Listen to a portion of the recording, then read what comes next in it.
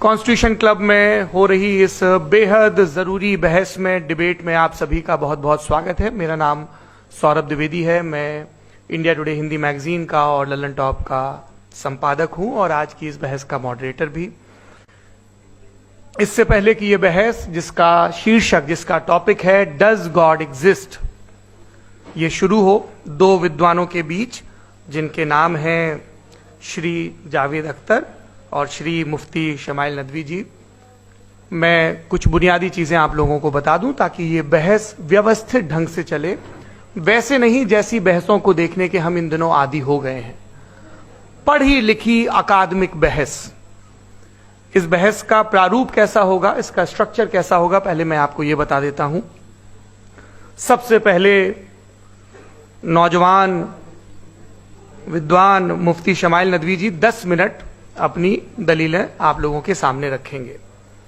उसके बाद जावेद अख्तर साहब 10 मिनट अपनी बात रखेंगे। उसके बाद जिसको हम अंग्रेजी में रिबटल कहते हैं, एक जवाबी दौर रहेगा कि आपने जो कहा मैं उससे मुतमईन हूं कि नहीं हूं और हमने जो कहा।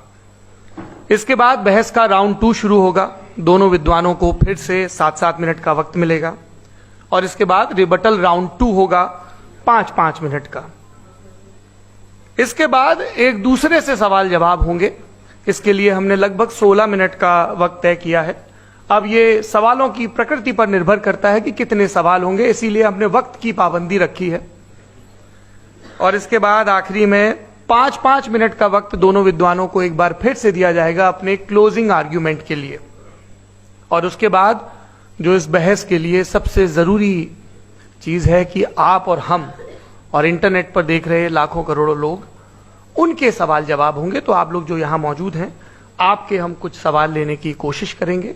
30 मिनट का वक्त हमने उसके लिए तय कर रखा है। इस तरह से ये 2 घंटे की बहस पूरी होगी। 2-3 बुनियादी बातें हैं जिनका हमें ध्यान रखना है। किसी भी किस्म की नारेबाजी में हमें शरीक नहीं होना है। ये हल्ला गुल्ला नहीं है, क्योंकि पूरी दुनिया देख रही है, तो एक नजीर कायम करनी है, एक उदाहरण लोगों के सामने रखना है कि पढ़े लिखे लोग इत्तेफाकी और ना इत्तेफाकी रखते हुए भी, एक दूसरे से सहमति और असहमति रखते हुए भी बात कह सकते हैं। यहां पर मेरे जेएनयू के प्रोफेसर बैठे हैं, पुरुषोत्तम अग्रवाल जी, जिन्होंने हमें क्लास में सिखाया है कि सहमति का साहस और असहमति का विवेक, और इसका ठीक उलट भी, ये बड़ा जरूरी है। दूसरी बात, ये किसी एक धर्म के बारे में बहस नहीं है, ये बात सबको स्पष्ट होनी चाहिए। किसी धर्म को महान बताने या किसी धर्म को कमतर बताने की ये बहस नहीं है। तो यदि कोई इस उम्मीद से देख रहा है या यहां आया है, तो मैं आपको आश्वस्त करना चाहता हूं कि आपको नाउम्मीदी हाथ लगेगी। इस बहस में बहुत ज्यादा धार्मिक प्रतीकों के इस्तेमाल को लेकर भी ये दोनों लोग जो अभी आपको गंभीर दिख रहे हैं, भले लोग हैं, कल शाम को चाय पर मिले थे, बहुत हंसी मजाक भी इनके बीच हुआ था और गलबैयां डालते हुए एक तस्वीर भी हुई थी। ये इस बात का प्रमाण है कि इंटरनेट पर जो हल्ला मचा हुआ है उसके मुकाबले ये दोनों लोग बहुत ही अच्छे शांत ढंग से बहस के लिए राजी हो गए हैं। ट्विटर की बातें ट्विटर तक सीमित, एलन मस्क आजकल उसको एक्स कहते हैं। और अब इस बहस की शुरुआत मैं इन विद्वानों का, हालांकि इनको परिचय की जरूरत नहीं, पर हो सकता है, हमें पत्रकारिता में सिखाया जाता है कि नेवर अज्यूम, विज्ञान भी यही कहता है। मुफ्ती शमाइल नदवी साहब इस्लामिक विद्वान शिक्षाविद हैं, कोलकाता के वाहियान फाउंडेशन के संस्थापक हैं, लखनऊ की प्रतिष्ठित दारुल उलूम नदवतुल उलमा से ग्रेजुएशन किया है, सोशल मीडिया और सार्वजनिक मंचों पर अध्यापन और बौद्धिक कामों में सक्रिय हैं और इस समय इंटरनेशनल इस्लामिक यूनिवर्सिटी मलेशिया से पीएचडी कर रहे हैं। अच्छी बात यह है कि पढ़ाई के साथ साथ ट्रैवल ब्लॉग भी बनाते हैं। पेट्रोनस टावर के सामने का ब्लॉग हमने देखा। हमारे साथ जावेद अख्तर साहब हैं। जावेद अख्तर साहब कवि हैं, शायर हैं, गद्य भी लिखते हैं, फिल्मों के लिए संवाद लिखे हैं, गीत लिखे हैं। इससे इतर ये वैज्ञानिक सोच को लेकर या अपने डिक्लेयर्ड एथिज्म को लेकर भी मुखर रहते हैं और अपने तहीं रैशनैलिटी की बात करते हैं।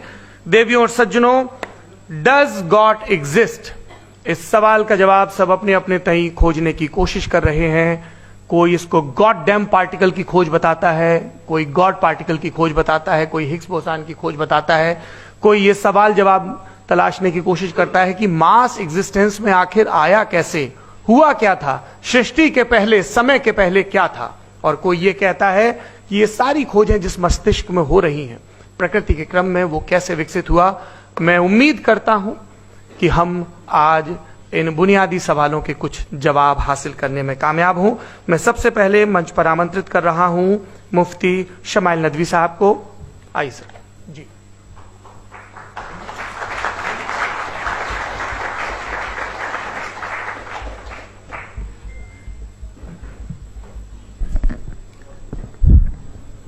एक आपकी गुजारिश, आप बोलना शुरू करें। आप लोग प्लीज अपने फोन फ्लाइट मोड पे या साइलेंट मोड पे रखें। एक बार चेक कर लें, कई बार बेध्यानी हो जाती है।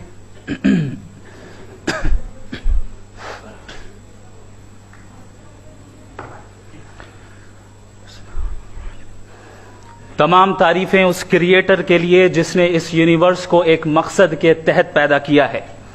रिस्पेक्टेड जनाब जावेद अख्तर साहब, मिस्टर सौरभ द्विवेदी और respected audience, thank you all for being here today. आज की डिबेट में चूंकि हम बात करने वाले हैं डज गॉड एग्जिस्ट के टॉपिक पर, तो ये एक ऐसा टॉपिक है जिसके मुताल्लिक कोई भी डिसीजन लेने के लिए अलग अलग स्टैंडर्ड्स हो सकते हैं। लिहाजा डिबेट के शुरू में यह जरूरी है कि हम ये जान लें कि आज के इस टॉपिक में कौन सा स्टैंडर्ड सही होगा और कौन सा गलत होगा। सबसे पहला स्टैंडर्ड जिसे मैं समझता हूं कि हमारे रिस्पेक्टेड जनाब जावेद अख्तर साहब बड़ी तेजी के साथ उसकी तरफ लपकेंगे, वो है साइंस।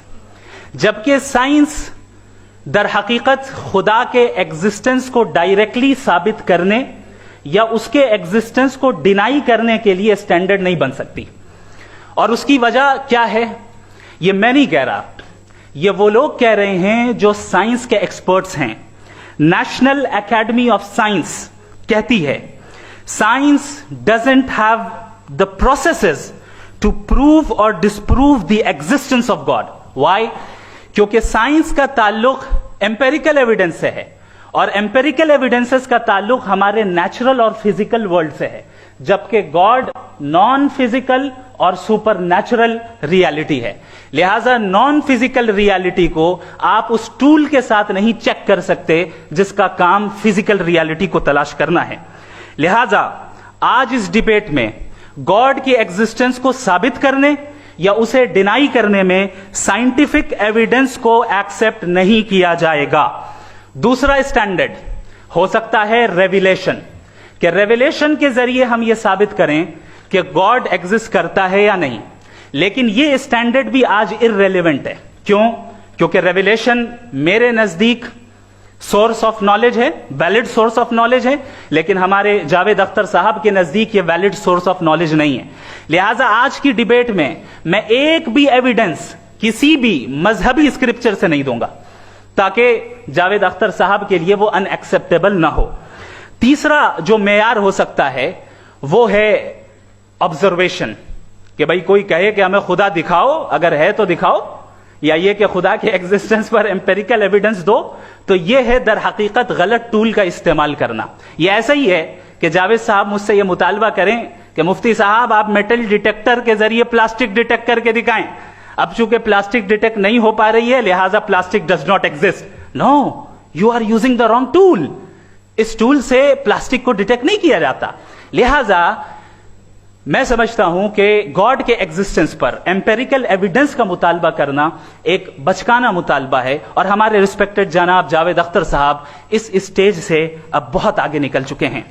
अब बचता है एक ही स्टैंडर्ड, और वो स्टैंडर्ड है अक्ल, लॉजिक, रीजनिंग। और यही वो स्टैंडर्ड है जिसके तहत गॉड की एग्जिस्टेंस को साबित किया जाएगा या गॉड की एग्जिस्टेंस को डिनाई किया जाएगा। लेकिन चूंकि ये बहुत इंपॉर्टेंट और सेंसिटिव टॉपिक है, इसलिए लॉजिकल आर्ग्यूमेंट भी ऐसा होना चाहिए जो डेफिनेटिव हो, इनडेफिनेटिव ना हो, जो 2 और 2 4 की तरह बिल्कुल वाजे हो, जिसे लॉजिकली रिजेक्ट करना पॉसिबल नहीं हो। फॉर एग्जाम्पल हम कहें हमारे रिस्पेक्टेड मिस्टर सौरभ साहब, ये एक इंसान है और तमाम इंसान कॉन्शियस बीइंग है, लिहाजा नतीजा क्या निकला, हमारे सौरभ साहब भी कॉन्शियस बीइंग है। क्या ये इनडेफिनेट आर्ग्यूमेंट है या डेफिनेट आर्ग्यूमेंट है? ये डेफिनेट आर्ग्यूमेंट है, ये 2 और 2 की तरह वाजे है, इसमें किसी तरह जो है लॉजिकली इसको रिजेक्ट नहीं किया जा सकता। तो अगर आज हमारे जावेद अख्तर साहब ऐसी कोई अकली दलील और लॉजिकल एविडेंस दें खुदा के ना होने पर जो डेफिनेट भी हो, तो मैं ये ऐलान करता हूं कि यकीनन मैं उस एविडेंस को कबूल करूंगा और उस पर गौर करूंगा। लेकिन साथ में यह भी ऐलान कर देता हूं प्रेडिक्शन के तौर पर कि ऐसा कोई डेफिनेट आर्ग्यूमेंट कोई नहीं पेश कर सकता। दलील हम देंगे और डेफिनेटिव दलील देंगे, लॉजिकल दलील देंगे, ऐसी दलील देंगे जो एंटायर एथिस्टिक वर्ल्ड उसे रेफ्यूट नहीं कर सकती। चलें अब हम एक एग्जाम्पल सोचते हैं, एक सिनेरियो, सिंपल सिनेरियो, तमाम ऑडियंस से गुजारिश है, हम और आप एक आइसोलेटेड आइलैंड पर हैं, ऐसा आइलैंड जहां पे हमसे पहले कोई कभी नहीं गया। चलते चलते आपके सामने अचानक आपने देखा एक पिंक कलर की बॉल पड़ी हुई है। सबसे पहला सवाल आपके जहन में क्या आएगा कि ये बॉल यहां क्यों आई, कैसे आई, ये पिंक कलर की ही क्यों है, कोई और कलर भी हो सकता था, ये इसी शेप में क्यों है, कोई और शेप भी हो सकता था। नेचुरली आप इस तरफ पहुंचेंगे कि कोई ना कोई है जिसने इन स्पेसिफिक प्रॉपर्टीज के साथ इस बॉल को बनाया है और यहां पे रखा है। चूंकि आप जानते हैं कि ये जो बॉल है इसका एग्जिस्ट करना जरूरी नहीं है, ये एग्जिस्ट कर भी सकती थी, नहीं भी कर सकती थी, और एग्जिस्ट करना ही था तो किसी और फॉर्म में करती, किसी और कलर में करती। अब आप इस बॉल को एक्सपैंड करते चले जाएं, एक्सपैंड करते चले जाएं, एक्सपैंड करते चले जाएं, यहां तक कि ये बॉल यूनिवर्स के साइज की हो जाए। बताइए कि क्या साइज के बढ़ जाने से सवाल बदल जाएगा? हरगिज नहीं बदलेगा। अभी भी सवाल रहेगा, ये यूनिवर्स कहां से आया, इन स्पेसिफिक प्रॉपर्टीज के साथ कहां से आया, क्यों आया, किसने बनाया, यह सवाल उस वक्त भी वैलिड रहेगा। लेकिन यह सवाल अगर हम जनाब जावेद अख्तर साहब से करें तो चूंकि इनका वर्ल्ड व्यू एथिस्टिक है, और सिर्फ इनका नहीं, मतलब जितने भी एथिस्ट हैं और एथिस्टिक वर्ल्ड व्यू को रखने वाले से अगर आप ये सवाल करें कि ये यूनिवर्स कहां से आया, तो इनका जवाब या तो आर्ग्यूमेंट फ्रॉम इग्नोरेंस होगा या डॉगमेटिक होगा। या तो ये कहेंगे कि मुझे नहीं पता कि ये कहां से आया, लिहाजा गॉड डज नॉट एग्जिस्ट, ये आर्ग्यूमेंट फ्रॉम इग्नोरेंस है, या ये कहेंगे कि ये यूनिवर्स खुद ब खुद बन गया। इसका मतलब यह है कि उस बॉल को भी खुद ब खुद बन जाना चाहिए, लेकिन बॉल के ताल्लुक से ये एक्सप्लेनेशन एक्सेप्ट नहीं की जाएगी कि खुद ब खुद बन गई, लेकिन यूनिवर्स के ताल्लुक से कर दिया जाएगा। इसे हम दूसरे अल्फाज में डॉगमा भी कह सकते हैं।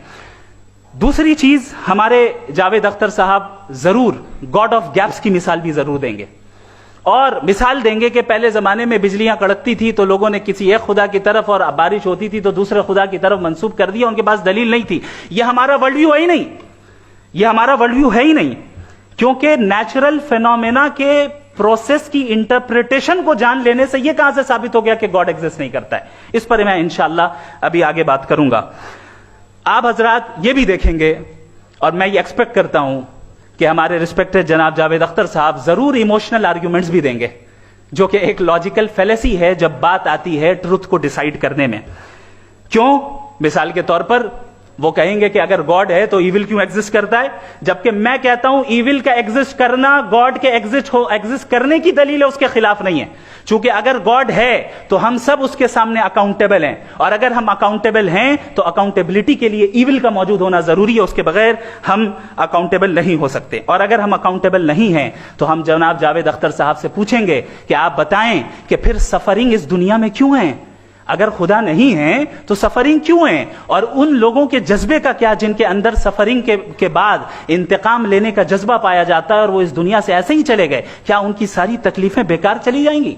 अब आ जाएं उसी एग्जाम्पल की तरफ कि बॉल, मुझसे अगर कोई पूछे इस बॉल को किसने बनाया और या इस एक्सपेंडेड बॉल को किसने बनाया, मैं कहूंगा कि चूंकि ये यूनिवर्स और इस यूनिवर्स की तमाम चीजें कॉन्टिंजेंट हैं, कॉन्टिंजेंट होने का मतलब ये होता है कि जो अपने एग्जिस्टेंस पे किसी के ऊपर डिपेंड करती हो, तो जाहिर है ये यूनिवर्स कॉन्टिंजेंट है। और अगर कोई चीज कॉन्टिंजेंट नहीं है तो मैं रिक्वेस्ट करूंगा कि मुझे दिखा दें कि कौन सी चीज यूनिवर्स में कॉन्टिंजेंट नहीं है, हम भी जरा गौर कर लें और हम भी देख लें।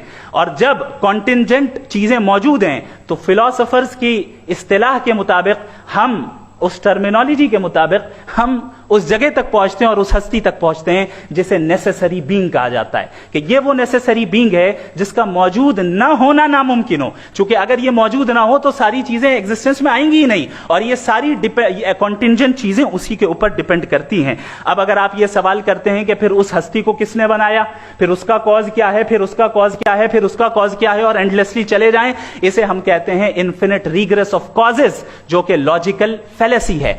कॉन्सेप्चुअली इंफिनिटी पॉसिबल है। मिसाल के तौर पे न्यूमेरिकल्स 1 2 3 गिनते चले जाएं, इन्फिनिट नंबर्स है। मैं कॉन्सेप्चुअली बात नहीं कर रहा, प्रैक्टिकली रियलिटी में साबित करके दिखाएं कि infinite regress of causes possible है या नहीं। अगर पॉसिबल है तो हम मान लेंगे, मिसाल दे दें, और पॉसिबल नहीं है तो एक ही ऑप्शन बचता है जिसे हम कहते हैं नेसेसरी बीइंग। ऐसी नेसेसरी बीइंग जो इंडिपेंडेंट है, क्योंकि अगर वो डिपेंडेंट हुई तो वो नेसेसरी नहीं रहेगी। ऐसी इंडिपेंडेंट बीइंग जो इटर्नल है, अगर वो इटर्नल नहीं होगी, उसकी बिगिनिंग होगी तो वो खुद कॉन्टिंजेंट है। ऐसी बीइंग जो पावरफुल है, क्योंकि कॉन्टिंजेंट को एक्चुअलाइज करने के लिए पावर चाहिए। ऐसी बीइंग जो इंटेलिजेंट है और नॉलेजेबल है, क्योंकि ये यूनिवर्स स्पेसिफिक फॉर्म और स्पेसिफिक लॉज ऑफ नेचर के तहत प्रिसाइजली चल रहा है। Thank you. थैंक यू मुफ्ती साहब। मैं इन दलीलों के बाद जावेद अख्तर साहब से गुजारिश करूंगा, आप बैठ के बोलना चाहेंगे अब आगे? जी।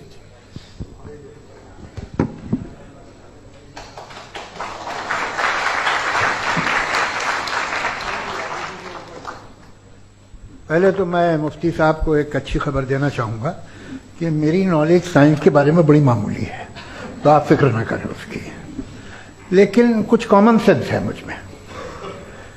देखिए, ये खुदा का तस्वुर कोई नया तस्वुर नहीं है, ये सदियों से रहा है। ये कुछ रिलीजन 3000 साल पुराने होंगे, 4000 साल पुराने होंगे, लेकिन इंसान कोई 10,000 12,000 साल से एग्जिस्ट करता है होमोसेपियन की शक्ल में, और हमेशा कुछ ना कुछ मजहब रहे। ये मजहब जाहिलों के नहीं थे, ये मजहब एक ऐसी ग्रीक सोसाइटी के थे जहाँ बड़े बड़े फिलोसफर पैदा हुए। ये मजहब इजिप्शियंस के थे जिन्होंने पिरामिड्स बनाए थे। ये रोमन्स के थे कि जिनका आर्किटेक्चर और सेनेट यानी पहली बुनियाद डेमोक्रेसी की, लिमिटेड थी मगर डेमोक्रेसी थी, ये उन लोगों ने किए थे। तो इनका जो जुपिटर था, रा था, ज़्यूस था, उन्हें उस पर इतना ही एतमाद था जितना आज किसी मजहबी आदमी को अपने खुदा पे होगा। क्रिश्चियनिटी आने से पहले यूरोप में एक मजहब था, जर्मेनिक रिलीजन। उसका एक खुदा था, उसकी एक बीवी थी, उसके 2 बेटे थे, एक बेटी थी। फिर जर्मनी में जब यूरोप में क्रिश्चियनिटी आई तो वो खुदा, उसकी बीवी और पूरे ख़ानदान चला गया। तो हमने, अगर हम हिस्ट्री देखें तो खुदा जो है वो ज़्यादातर फ़नी है, वो हमेशा रहे नहीं। और वो जो लोग इन्हें मानते थे उनको आप कहें वो तो जाहिल थे, उन्हें तो कुछ पता ही नहीं था, ऐसा नहीं है। वो अपने वक्त में बड़े काबिल लोग थे और अपने वक्त में उन्होंने बड़े बड़े काम किए हैं, फिलोसफर्स थे, साइंटिस्ट थे, लेकिन उनका मजहब कहाँ गया, उनके खुदा कहाँ गए? आज जो खुदा हैं दुनिया में लोग उन्हें मानते हैं। आपको क्या मालूम कि कितने वर्षों के बाद क्या होने वाला है। हम यूरोप में देखते हैं तो चर्च खाली हैं। तो वक्त के साथ चीजें बदलती हैं। जहां तक इसका ताल्लुक है मजहबों का, हर मजहब आपसे एक चीज मांगता है, फेथ। ये फेथ क्या चीज होती है? What is the difference between faith and belief? ये तो बहुत ही अहमखाना बात होगी कि कोई आदमी कहे साहब अगर खुदा है तो मुझे दिखाइए। ये तो जाहिलाना बात हुई। मैंने तो नॉर्थ पोल नहीं देखा है, मगर मैं मानता हूं कि नॉर्थ पोल है। मैं क्यों मानता हूं? इसलिए कि अगर ये दुनिया राउंड है तो उसका कोई टॉप होगा। कुछ लोग हैं जो वहां गए भी हैं, कॉमन सेंस कहता है कि ऐसा होगा, सबूत है, गवाह है, रीजन है। तो ये मेरा फेथ नहीं है। तो फेथ में और बिलीफ में डिफरेंस क्या है? जो मजहब मांगता है आपसे, हर मजहब फेथ मांगता है। फेथ का मतलब यह है कि ना कोई गवाह हो, ना कोई सबूत हो, ना कोई रैशनल हो, ना कोई लॉजिक हो, ना कोई प्रूफ हो, मगर तुम एक बात को मानो। यह है फेथ। वरना बिलीफ होता। अगर इसमें कुछ भी सबूत होते, गवाह होते, तो फिर इसे आप बिलीफ कहते। जैसे मेरा बिलीफ है कि नॉर्थ पोल है, मेरा फेथ थोड़ी है। फेथ इन तमाम शर्तों को रद्द करता है। तो फिर स्टुपिडिटी क्या है? अगर मैं एक बात ऐसी मानूं जिसकी ना कोई लॉजिक है, ना कोई रैशनल है, ना कोई प्रूफ है, ना कोई गवाह है, ना कोई सबूत है, और मैं उसे मानूं, तो ये स्टुपिडिटी हुई। इसे ही भाई कल को मैं यकीन कर लूं कि एलॉन मस्क जो है मेरा भाई है, तो मुझे इंतहाई खुशी होगी, सुकून भी बहुत मिलेगा मुझे। लेकिन और कहे भाई क्यों मानते हो, क्या सबूत है? भाई वो तो अमेरिकन है और तुम तो इंडियन हो, वो तो नस्ल लगे, तुम्हें कभी मिले भी नहीं। साथ देखिए मेरा फेथ है, इस पे बात मैं किया। फेथ का मतलब ही यह है कि आप प्रूव नहीं कर सकते। अगर आप प्रूव कर सकते हो तो फेथ की जरूरत ही नहीं, फिर तो आप बात करेंगे, आप कितनी बहस कर लीजिए।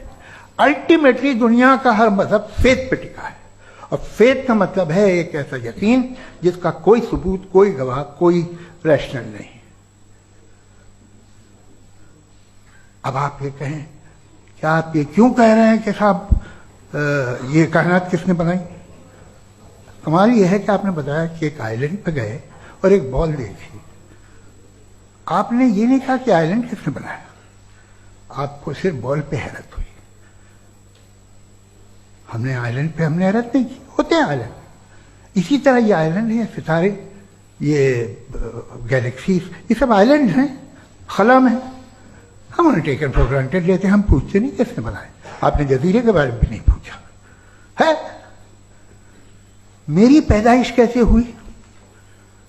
क्या मैं प्लान्ड पैदा हुआ था? I was plan to be born, या एक लकी स्पॉन था जो किसी एक से चिपक गया? मेरी पैदाइश रैंडम। और इंसाफ जिसे आप कहते हैं, इंसाफ का तो नेचर से कोई वास्ता ही नहीं है। जो आप कहते हैं कि एक दिन इंसाफ मिलेगा, इंसाफ is a human concept. Nature में कोई इंसाफ नहीं। अगर शेर हिरन को खा जाता है तो उसे कोई सजा नहीं मिलती। अगर एक आंधी आती है और हरे भरे पेड़ों को उखाड़ के फेंक देती है तो आंधियों की जेल नहीं होती है। नेचर में इंसाफ नहीं, इसलिए मुझे नेचर को इंसाफ की जरूरत भी नहीं। नेचर तमाम एक है। अब हम कहें कि साहब ये देखिए जो मैंने खाना खाया था, ये मेरी आंख तो नहीं यूं कर दिया उसे, तो इसे सजा मिलनी नहीं। वो सिस्टम है, ऐसे ही चल रहा है। नेचर बगैर इंसाफ के है। इंसाफ इज अ ह्यूमन कॉन्सेप्ट। तो जो आपसे कहता है कि मैं तुम्हें इंसाफ दूंगा, वो इंसानी जहन की पैदावार है। ये नेचुरल है ही नहीं, ये आसमानी है ही नहीं। नेचर का तसव्वुर, इंसाफ का तसव्वुर। भाई आप साथ मिलते हैं, अब आप लेफ्ट हैंड ड्राइव कर लें, ये क्या है? तमाम सच, तमाम नेकी, तमाम शराफत लेफ्ट हैंड ड्राइव है। वरना क्या होगा, या तो आप क्रॉस कर देंगे, आपका एक्सीडेंट हो जाएगा, या आप किसी को मार देंगे, या ट्रैफिक जैम हो जाएगा। झूठ, बेईमानी, रिश्वतखोरी, ये तमाम जो है driving on the wrong side है, इसके ऊपर कुछ नहीं। ये तो हमने बनाया, जैसे हमने लेफ्ट हैंड ड्राइव बनाई है। ये कॉन्सेप्ट ऑफ इंसाफ जो है ये हमारा है, इसका नेचर से कोई वास्ता नहीं। शेर खा जाता है हिरन को, उसे जेल होती है क्या? कुछ भी नहीं है ही नहीं। तो ये जो दुनिया के रिलीजन प्रॉमिस करते हैं आपसे इंसाफ, इसी से मालूम होता है कि ये मैन मेड है। ये तसव्वुर कहीं और का है ही नहीं। जो नेचर है, कुछ लोग कहते हैं नेचर ही खुदा है, तो नेचर में तो इंसाफ नहीं कहीं। और आप वादा कर रहे हैं कि तुम्हें मरने के बाद इंसाफ मिलेगा। मुझे अगर मिलेगा तो मैं बहुत खुश हूंगा, लेकिन मैं यकीन नहीं कर पाता हूं, इसलिए कि मैं फेथ नहीं पैदा कर सकता। The very fact that religions demand faith, इसका मतलब है कि उनके पास जस्टिफिकेशन नहीं है। अच्छा साहब, फिर रिलीजन अगर मॉडरेशन में है, कोई सा भी नहीं, वो आप में कुछ खूबियां भी पैदा करता होगा, देखिए उससे ये फायदा है वो फायदा है। अल्कोहल जो है वो ज्यादातर दवाओं में यूज होती है, और एक सर्वे किया गया था अमेरिका में कि लॉन्जेटिविटी किन लोगों की है, तो एक तरफ वो लोग थे जो शराब पीते ही नहीं थे, और एक तरफ वो थे जो एक बोतल शराब रोज पीते थे। सबसे ज्यादा लंबी उम्र उनकी है जो 2 पैग नाप के शराब पीते हैं और खाना खाते हैं। मगर हम शराब को बुरा समझते हैं, मैं भी बुरा समझता हूं। क्यों? ऐसा होता नहीं। कुछ चीजों में आदत होती है कि वो बढ़ती है। आज तक में एक आदमी दूध पीता है, आप 10 साल बाद भी मिलेंगे तो एक ही गिलास पीता होगा। ऐसा नहीं होता, सुबह से दूध पीता रहता है। मिल्कोहलिक मैंने नहीं देखे, अल्कोहलिक होते हैं। ये टेंडेंसी है मजहब की कि वो बढ़ता है, जैसे कैंसर बढ़ता है, जैसे शराब बढ़ती है। कुछ लोग होंगे जो उसे सही तरह से यूज करते हैं। मुझे यकीन है कि हमारे मुफ्ती साहब भी उनमें से एक हैं, इनसे बहुत खुशी हुई मुझे इनसे मिलकर। लेकिन कितने लोग हैं कि आज आप देखते हैं दुनिया में जो तबाहियां हैं, इनमें कितना हाथ है उन लोगों का जो बिलीवर कहते था मजहब ये नहीं कहता, ना कहता होगा, मगर जब ये मजहब पीते हैं तो ऐसे बिहेव करते हैं। थोड़ा सा अगर हो तो शायद बहुत अच्छी बात, लेकिन शराब थोड़ी सी नहीं रहती, उसमें टेंडेंसी है पहले। थोड़ा सा अगर 2-3 कैंसर के सेल हो ना बॉडी में तो आदमी स्लिम रहेगा, लेकिन वो 2-3 सेल नहीं रहते, वो मल्टीप्लाई होते हैं। जावेद साहब, टाइम पूरा हो गया। टाइम हो गया, तो बस बात खत्म हो गई। अच्छा, मुझे कुछ और कहने को था भी नहीं।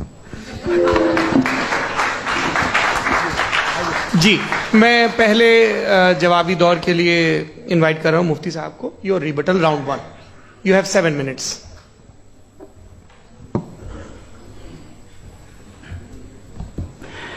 Thank you very much Javed साहब, आपकी बात को सुनकर बड़े महजूज हुए हम लोग। महजूज, do you understand? We enjoyed. Okay, अब थोड़ा सा लॉजिकली उसको हम लोग देखते हैं। दरअसल हम लोगों ने कल गुजारिश की थी मुफ्ती साहब से भी, जावेद साहब से भी, कि हिंदुस्तानी जबान आम फहम सबको समझ में आ जाए, और जहां कहीं आप मुश्किल शब्द इस्तेमाल करें वहां बताते भी चलें। Thank you. तो सबसे पहले हमारे रिस्पेक्टेड जावेद साहब ने हवाला दिया कि खुदा फानी है। कितने मजहब आगे चले गए, किसी ने जुपिटर को खुदा माना, किसी ने किसी को माना। मैं कहता हूं जिसने कॉन्टिंजेंट चीज को खुदा माना, गलत माना, वो खुदा ही नहीं, वो खुदा ही नहीं है। हम तो नेसेसरी बीइंग को साबित करने बैठे हैं, वो नेसेसरी कॉज जो इटरनल है, जो अबदी भी है और अजली भी है। हम किसी और को साबित करने नहीं बैठे। दूसरी चीज, उन्होंने कहा कि फेथ एंड बिलीफ, ये एक ऐसी डेफिनेशन है फेथ की जो इन्होंने पहली मर्तबा पेश की है, या माफ कीजिएगा, इन्होंने पहली मर्तबा पेश नहीं की है, रिचर्ड डॉकिंस ने पहली मर्तबा पेश की है। मुझे मालूम है ये सोर्स कहां से है। एपिस्टेमोलॉजिकली फेथ और बिलीफ का फर्क आप इस तरह नहीं कर सकते सर। फेथ सही भी होता है, गलत भी होता है, बिलीफ सही भी होता है, गलत भी होता है। जो लॉजिक, रीजन और एविडेंस से बैक्ड होगा वो फेथ सही होगा। और आप जिस फेथ की बात कर रहे हैं कि इलॉजिकल है और उसके पीछे नहीं है, तो we are on the same page. हम नहीं मानते उस फेथ को, जो फेथ ऐसा हो जिसके पीछे कोई लॉजिक ना हो, एविडेंस ना हो, हम नहीं मानते। हम तो उस फेथ के कायल हैं जिसके पीछे लॉजिक हो और एविडेंस हो। तो बिलीफ सही भी होता है, गलत भी होता है, फेथ भी सही होता है और गलत भी होता है। तो आज फेथ और बिलीफ के डिफरेंस पे बात नहीं हो रही है। आज आप चाहे फेथ एक्सेप्ट कर लें या बिलीफ एक्सेप्ट कर लें, आज ये बात होगी कि ट्रूथ क्या है, चाहे ट्रू बिलीफ सही है या ट्रू फेथ सही है, और फॉल्स फेथ क्या है और फॉल्स बिलीफ क्या है, बात इस पे हो रही है। दूसरी चीज इन्होंने पूछा, स्टुपिडिटी फिर क्या है? अगर फेथ रिलीजन स्टुपिडिटी नहीं है तो और क्या है? चूंकि फेथ का मुतालबा करते हैं तो स्टुपिडिटी क्या है? मैं कहता हूं स्टुपिडिटी एथिज्म है। उसकी वजह यह है कि आप एक सड़क पे जा रहे हो और आप किसी गार्डन में जाएं और देखें वहां लिखा है फूलों के साथ I love Javed Akhtar, and I really do, I love you sir. So जब आप वहां पर पहुंचे तो वहां पहुंचकर अब ये बताएं, क्या आप ये कहेंगे वाह व्हाट अ नेचुरल सिलेक्शन? ये क्या नेचुरल सिलेक्शन है? नहीं, ये प्रिसाइजली डिजाइंड है, इसके पीछे डिजाइनर है। लिहाजा अगर कोई एक ऐसी कॉमन सेंस की बात को कबूल नहीं कर रहा है कि यूनिवर्स जो इतने प्रिसाइजली काम कर रहा है, हम कहते हैं कि खुद ब खुद बन गई, मैं समझता हूं इससे बड़ी स्टुपिडिटी और कुछ नहीं है। ये इरैशनल चीज है। फिर हमारे सर ने कहा कि आपने बॉल पे फोकस किया, आइलैंड पे फोकस नहीं किया। अरे आइलैंड को किसने बनाया यही समझाने के लिए तो बॉल की मिसाल दे रहा हूं। और बॉल भी कॉन्टिंजेंट है, आइलैंड भी कॉन्टिंजेंट है, दोनों नेसेसरी बीइंग का मुतालबा करते हैं। आगे इन्होंने कहा कि नेचर में कोई इंसाफ नहीं है, हम डिसाइड करते हैं कि मोरालिटी क्या होती है, इंसाफ क्या होता है, हम डिसाइड करते हैं। जैसे ड्राइविंग सीट में ट्रैफिक वाला, ये तो किसी खुदा ने नहीं कहा, ये है, इसे कहते हैं फॉल्स इक्विवेलेंस। ये एक लॉजिकल फेलेसी है। आपने जो है मिसाल दी ड्राइविंग की और ट्रैफिक की, ये सब्जेक्टिव मोरालिटी है। आप सब्जेक्टिव मोरालिटी को मिसाल बनाकर ऑब्जेक्टिव मोरालिटी के ऊपर नहीं थोप सकते। इंसाफ की ऑब्जेक्टिव मोरालिटी। अगर आप ये कहते हैं कि नेचर में इंसाफ नहीं है तो इंसाफ का न होना ये नेचुरल हुआ, तो फिर नेचर को नेचर रहने दे, क्यों हम इतना स्ट्राइव कर रहे हैं दुनिया में इंसाफ लाने के लिए? ये तो इलॉजिकल बात है, इरैशनल बात है। इसलिए बहुत सी चीजें ऐसी हैं जो ऑब्जेक्टिवली जो है इविल या गुड हैं, और बहुत सी चीजें ऐसी हैं जो सब्जेक्टिवली हैं। सब्जेक्टिवली जो मोरल होता है या इमोरल होता है उसको हम सोशल कंसेंसस से या पर्सनल प्रेफरेंस से डिसाइड करते हैं। लेकिन जो ऑब्जेक्टिव मोरालिटी है जिसमें इंसाफ आया, जो इन्होंने बार बार रिपीट किया, ये ऑब्जेक्टिव है, सब्जेक्टिव नहीं है। अगर आप कहते हैं ये सब्जेक्टिव है तो मेरा सवाल आपसे ये है, क्या सोशल कंसेंसस के जरिए अगर जुल्म को सही करार दे दिया जाएगा तो आप जुल्म को जस्टिफाई करेंगे? दूसरी चीज इन्होंने ये कहा कि 2 पैक शराब पी लें तो वो उतने पे नहीं रहता, बढ़ जाता है। यही मामला मजहब के साथ है। 2 पैक आप पी लें, बढ़ेगा। तो ये एक ऐसी मिसाल है, इसको कहीं भी फिट कर लें कि आप एथिज्म पे जब फिट करें, जब आप 2 पैक एथिज्म का लेंगे ना तो वो बढ़ बढ़ के नॉर्थ कोरिया बनेगा। Thank you.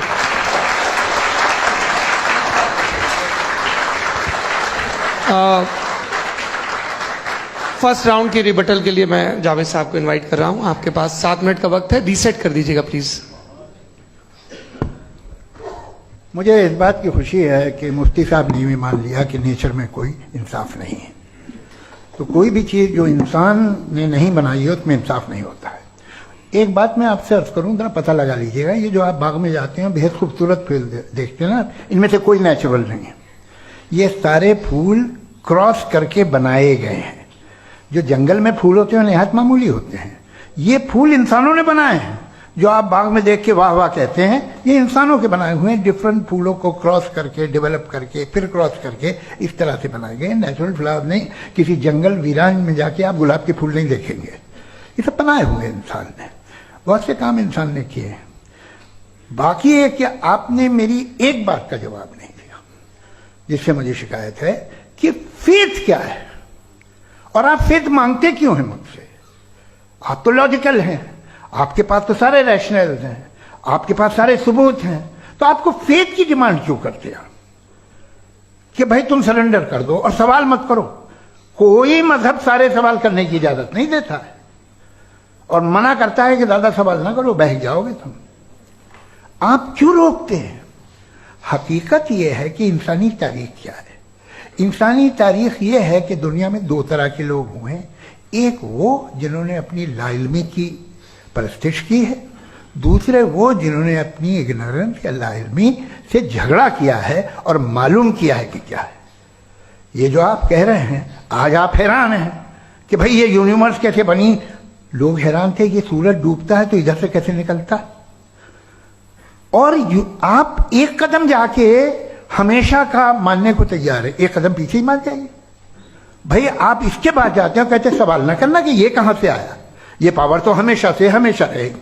तो आप यूनिवर्स के बारे में मानने में क्या तकलीफ है। एक कदम पहले रुक जाइए, ये हमेशा से थी या नहीं थी हमें मालूम नहीं है। और ये कहना कि हमें मालूम नहीं है, कमाल ये है कि दुनिया के सारे मजहब सब जानते हैं ये दुनिया कैसे बनी थी, कैसे मिटेगी, मरने के बाद क्या होगा, इनको सब इल्म है। इनको किसी को डायनासोर होते थे पहले ये नहीं पता था, किसी को नहीं पता। किसी भी दुनिया की मजहबी किताब में डायनासोर का जिक्र नहीं है।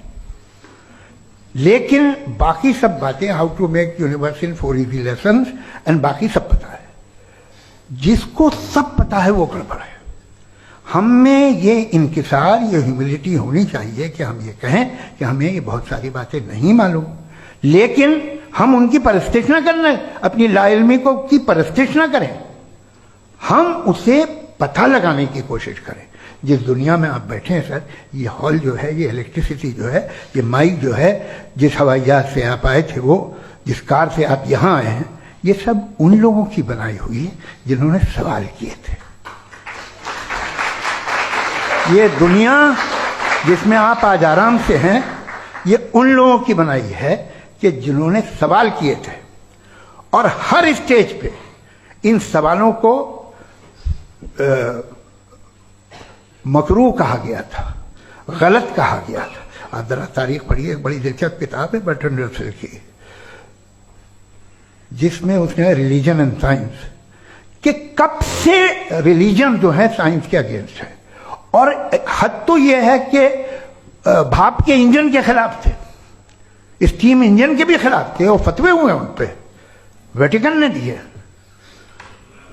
तो ये हमेशा, अभी जैसे ही ये राइट विंगर आते हैं अमेरिका में पावर में, तो वो जो अपना ये क्या बोलते हैं उसे, सीड क्या बोलते हैं, सीड क्या जो, हाँ नहीं सीड जो होते हैं जिस पे जी नहीं भाई, वो जो ह्यूमन बॉडी के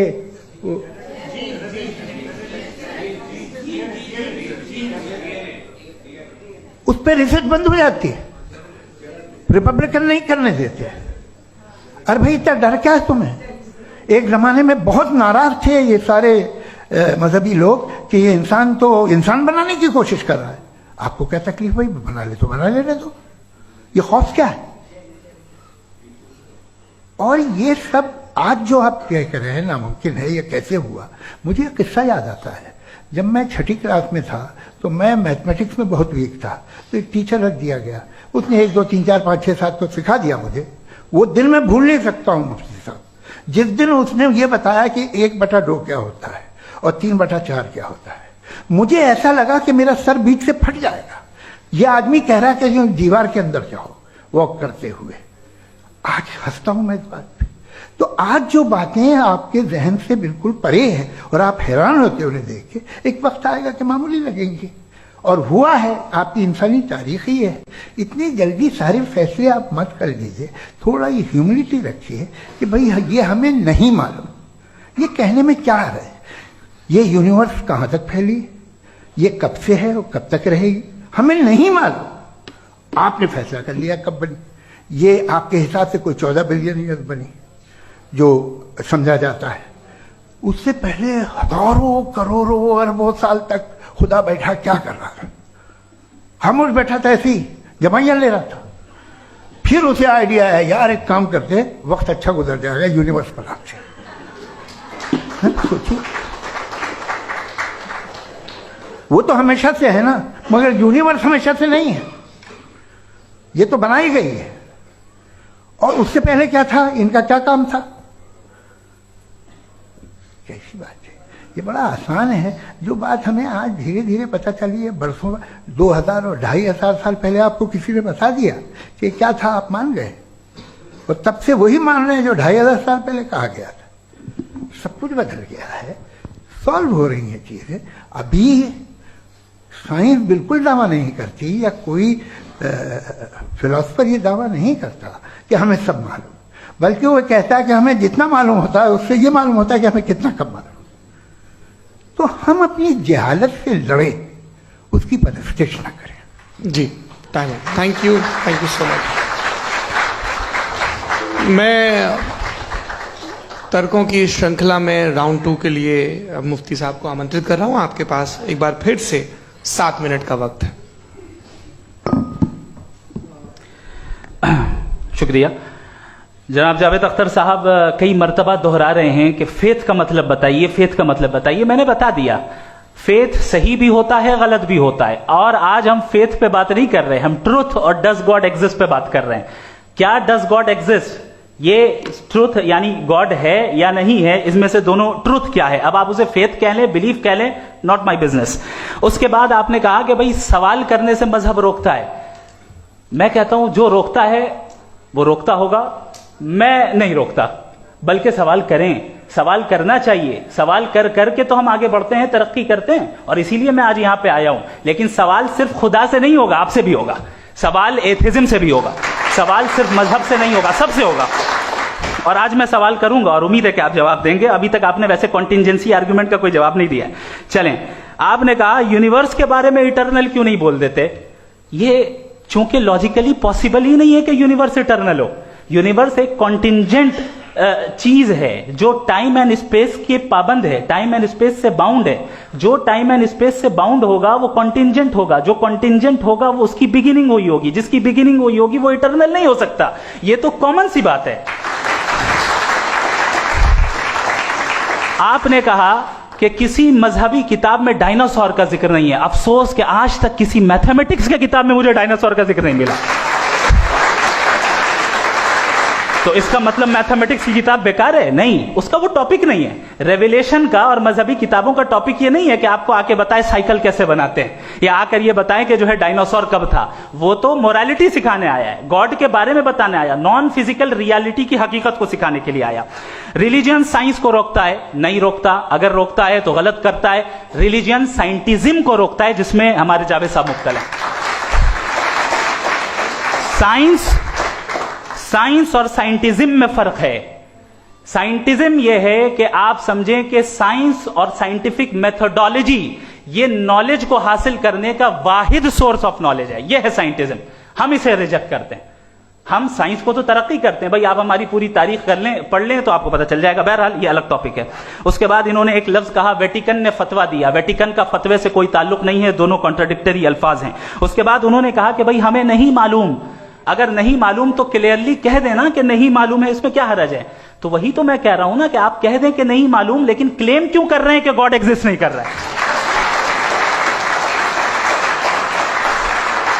आप कह दें नहीं मालूम है, हो सकता है हो सकता ना हो, लेकिन आप क्लेम कर रहे हैं। The moment you say God does not exist, this is a claim, and now the burden of proof is upon you too, जैसे हमारे ऊपर है। और क्यों है मैं बताता हूं, क्यों है ये भी मैं बताता हूं। फिलोसॉफिकली जो क्लेम होता है ना, सिर्फ ये नहीं होता कि इंसान कहे पॉजिटिव क्लेम करे और नेगेटिव क्लेम करे तो बर्डन ऑफ प्रूफ नहीं है। आप मिसाल के तौर पे मैं कहूं कि फुला उस कमरे में कोई नहीं है, मैंने एक नॉलेज का क्लेम किया है। उस कमरे में कोई नहीं है, मैंने एक नॉलेज का क्लेम किया। या तो मैं कहूं मुझे नहीं पता, हो भी सकता है नहीं भी हो सकता है, this is not a claim. लेकिन जब मैं कह रहा हूं कि वहां कोई नहीं है, या मैं कह रहा हूं वहां कोई है, दोनों क्लेम है और दोनों के ऊपर बर्डन ऑफ प्रूफ है। हमारे ऊपर भी बर्डन ऑफ प्रूफ है। मैंने कंटिंजेंसी आर्ग्यूमेंट दिया, इसे तोड़कर दिखाइए। आखिरी चीज, इन्होंने कहा कि खुदा दुनिया बनाने से पहले 150 साल पहले या करोड़ों साल पहले क्या कर रहा था। अरे हजरत, चलें, बहरहाल मैं जवाब दे देता हूं। आप हमारे रिस्पेक्टेड पर्सनैलिटी हैं, अगर आप नहीं होते तो मैं इसे एंटरटेन ही नहीं करता। टाइम, ये 100 साल पहले या 100 साल बाद, पहले बाद में अभी, ये वो अल्फाज हैं जिनका ताल्लुक टाइम से है। टाइम शुरू ही हुआ है यूनिवर्स की बिगिनिंग के बाद, तो उसके पहले खुदा क्या कर रहा था? सवाल इलॉजिकल है, ये फेलेसी है। यानी आप ये कह रहे हैं कि यूनिवर्स के बनने से पहले खुदा क्या कर रहा था? टाइम के बनने से पहले का ताल्लुक टाइम से, टाइम उस वक्त था ही नहीं, तो ये सवाल ही इनवैलिड है खुदा के ताल्लुक से।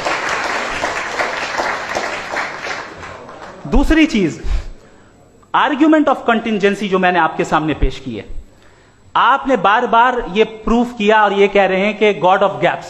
देखिए, पहले नहीं मालूम था, साइंस ने कर दिया। सिंपल की मिसाल से मैं समझा देता हूं। जिस गैप्स की आप बात कर रहे हैं ना, साइंस उन गैप्स को जिन चीज के जरिए भी प्रूव करेगा वो कॉन्टिंजेंट ही होगा। अब चाहे वो फोर्स हो, मैटर हो या एनर्जी हो। लिहाजा सवाल हमारा उस वक्त भी वैलिड होगा जब तक कि आप नेसेसरी बीइंग पे ना आ जाएं, और इन्फिनिट रिगरेस पॉसिबल नहीं है of causes in practical world, तो जाहिर है कहीं रुकना पड़ेगा। जहां रुकेंगे वही खुदा है। दूसरी चीज, आपने ये कहा, क्या कह रहा था मैं, किस point? What? Oh no, after that. Just now. हाँ, जहां रुकेंगे वही खुदा है। बहरहाल, तो टाइम का जिक्र हो गया। गॉड ऑफ गैप, सॉरी, या इसकी एक मिसाल आप ले लें। एक कार है, एक साहब ने देखा कि भाई कार जो है उसके व्हील्स कितने अच्छे लगे हुए हैं, सही जगह पे। स्टीयरिंग जो है कितने अच्छे जगह पे लगी हुई है, और सीट्स कितने वेल डिजाइंड है, कितनी प्रिसाइजली ये कार काम कर रही है। तो जरूर कोई ना कोई इसे क्रिएट किया है, किसी ने क्रिएट किया है। अब जावेद साहब आए और कह रहे जनाब बोनेट खोलिए, इसमें इंजन है, इंजन इस कार को चला रहा है, hence prove no one has created the car. This is illogical, this is irrational. आपने इंजन के जरिए उस गैप को तो साबित किया, लेकिन क्या उससे कार की जो क्रिएशन है और उसका जो क्रिएटर है ये इम्पॉसिबल हो जाए? ऐसा पॉसिबल है? उसका सवाल खत्म हो जाए, ऐसा पॉसिबल है? नहीं। आपने गैप्स को फिल करके, कॉन्टिंजेंट चीजों से गैप्स को फिल करके हमारे ऑब्जर्वेशन को और ब्रॉड कर दिया। अब हमें और पता चल गया कि ये जो कार है इसका सिस्टम कितना ज्यादा कॉम्प्लेक्स है। पहले कम समझते थे, अब कॉम्प्लेक्सिटी और ज्यादा वाजे हो गई। अब हमें समझ में आ रहा है कि हमारी सर्टेनिटी और बढ़ गई कि जरूर इस कार को किसी ना किसी ने बनाया। यही मामला यूनिवर्स का है। साइंस हमेशा फिजिकल वर्ल्ड की चीजों को ही फिल करती जाएगी और फिजिकल चीजों से ही करती जाएगी, चूंकि एम्पेरिकल एविडेंस का ताल्लुक फिजिकल वर्ल्ड से है। आप साइंस के जरिए मेटाफिजिकल रियलिटी को कभी साबित नहीं कर सकते। ये रॉन्ग टूल का इस्तेमाल करना है। ये वही काम है कि आप मेटल डिटेक्टर से प्लास्टिक डिटेक्टर करने चलें, जो कि जाहिर है सही नहीं है। Thank you.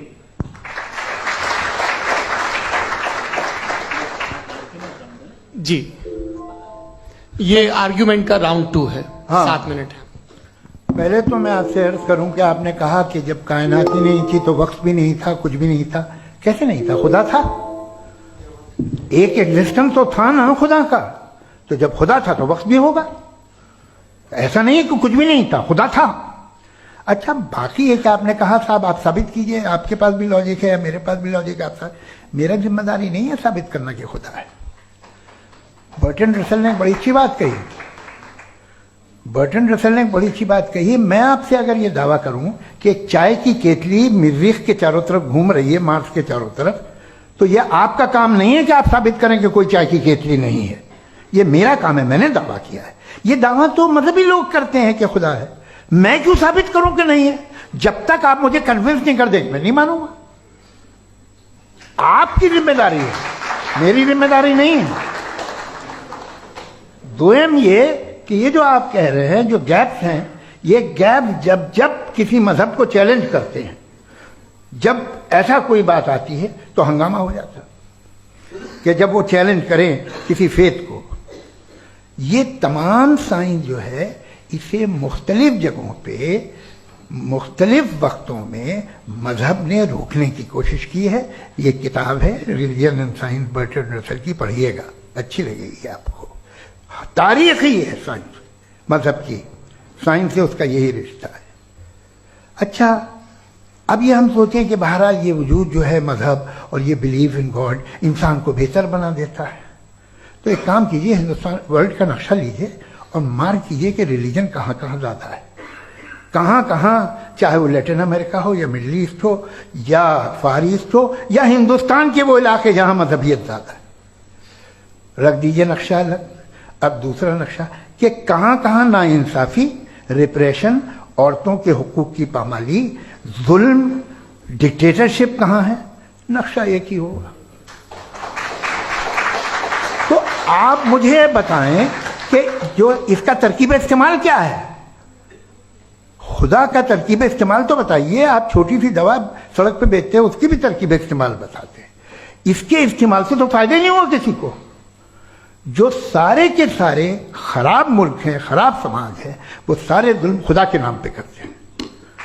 वो गलत करते हैं, सही करते हैं, मुझे क्या लेना देना उससे। इस्तेमाल से मालूम होता ना।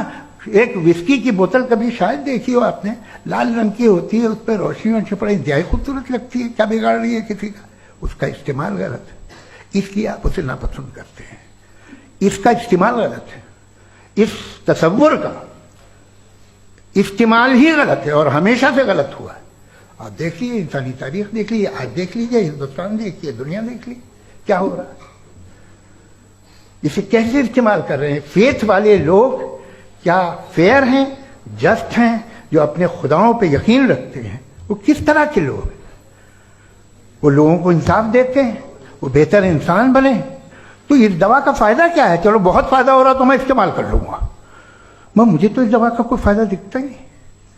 मुझे तो ऐसा लगता, मैं एक और बात बताऊं, अगर कोई आदमी मजहबी है और अच्छा आदमी है तो मैं उसकी बहुत इज्जत करता हूं, इसलिए कि मेरा ख्याल है मजहबी आदमी का अच्छा होना मुझसे अच्छा होने से ज्यादा मुश्किल है।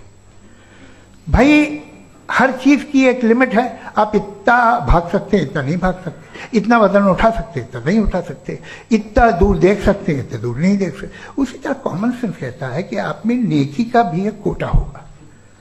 अब आप अगर सुबह जाते हैं अपनी इबादत गाह और इबादत करते हैं, तो बाहर निकलते हैं तो आप तो यही महसूस करते हैं कि आपने एक बहुत अच्छा काम किया, आपकी नेकी का एक बहुत बड़ा कोटा खर्च हो गया जिससे किसी का कोई फायदा नहीं। मैं तो नहीं जाता हूं तो मुझे तो किसी को खाना खिलाना पड़ेगा, किसी बेवा की मदद करनी पड़ेगी। मैं अपना कोटा कैसे कंज्यूम करूं।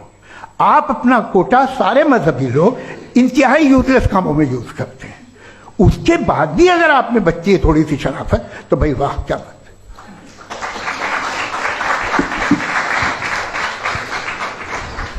है। एक तो मुझे ये बात बहुत अच्छी लग रही है कि दोनों ही विद्वान समय को मानते हैं और बहुत समय से अपनी दलीलें और बाज दफा समय से पहले अपनी तकरीरें पूरी करके अपनी अपनी कुर्सी पर बैठ रहे हैं। ये इस आर्ग्यूमेंट का राउंड 2 पूरा हुआ। अब रिबटल का राउंड 2 है और उसके बाद क्रॉस एग्जामिनेशन होगा। नहीं, आपका आर्ग्यूमेंट हो गया सर। हमारे यहाँ स्कूल के सिलेबस में पंच परमेश्वर कहानी पढ़ाई जाती है, प्रेमचंद जी की लिखी हुई। आप निश्चिंत रहिए, आपके कोई राउंड में मिस नहीं होने दूंगा। रिबटल का राउंड 2, मुफ्ती शमाइल नदवी साहब।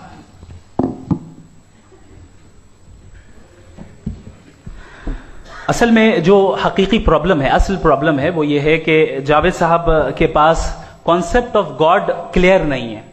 इन्होंने कहा कि कायनात से पहले खुदा तो था, तब भी तो टाइम होगा। ये टाइम कायनात का हिस्सा है।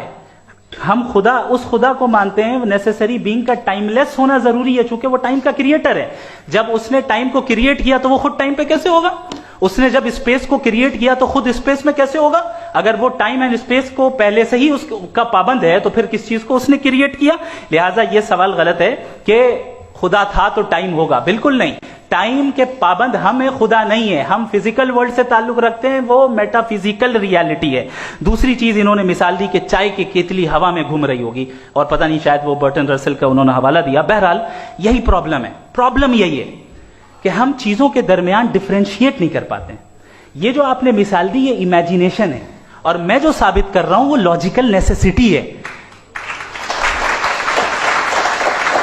आप इमेजिन करने आए तो कुछ भी करें, जुपिटर में पिंक एलिफेंट होगा, यूनिकॉर्न होगा, करें, उससे कायनात पे क्या फर्क पड़ता है।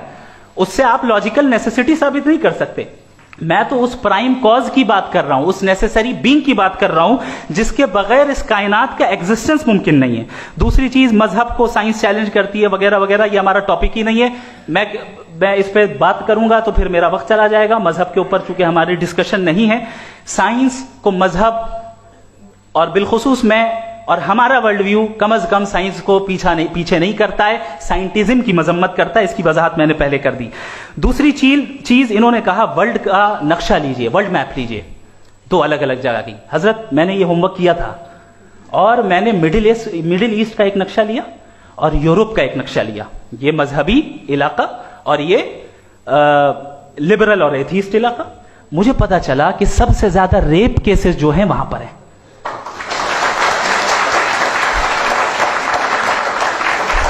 मुझे ये पता चला यूएन की रिपोर्ट के मुताबिक, मैं ये अपने घर से नहीं लेके आ रहा, कि जो वर्किंग वुमेन है यूरोपियन कंट्रीज में, उसमें 81% वुमेन सेक्सुअल हैरेसमेंट का वर्क में शुमार हो रही है। ये मिडिल ईस्ट में नहीं हो रहा है, वो मजहबी लोग हैं इसलिए नहीं हो रहा है।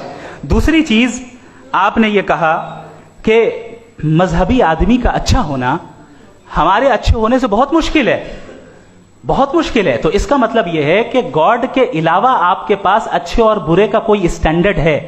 मैं चाहूंगा कि कन्वर्सेशनल स्टाइल वाली डिस्कशन और सेगमेंट पे इसी पे बात कर लेते हैं। Thank you very much.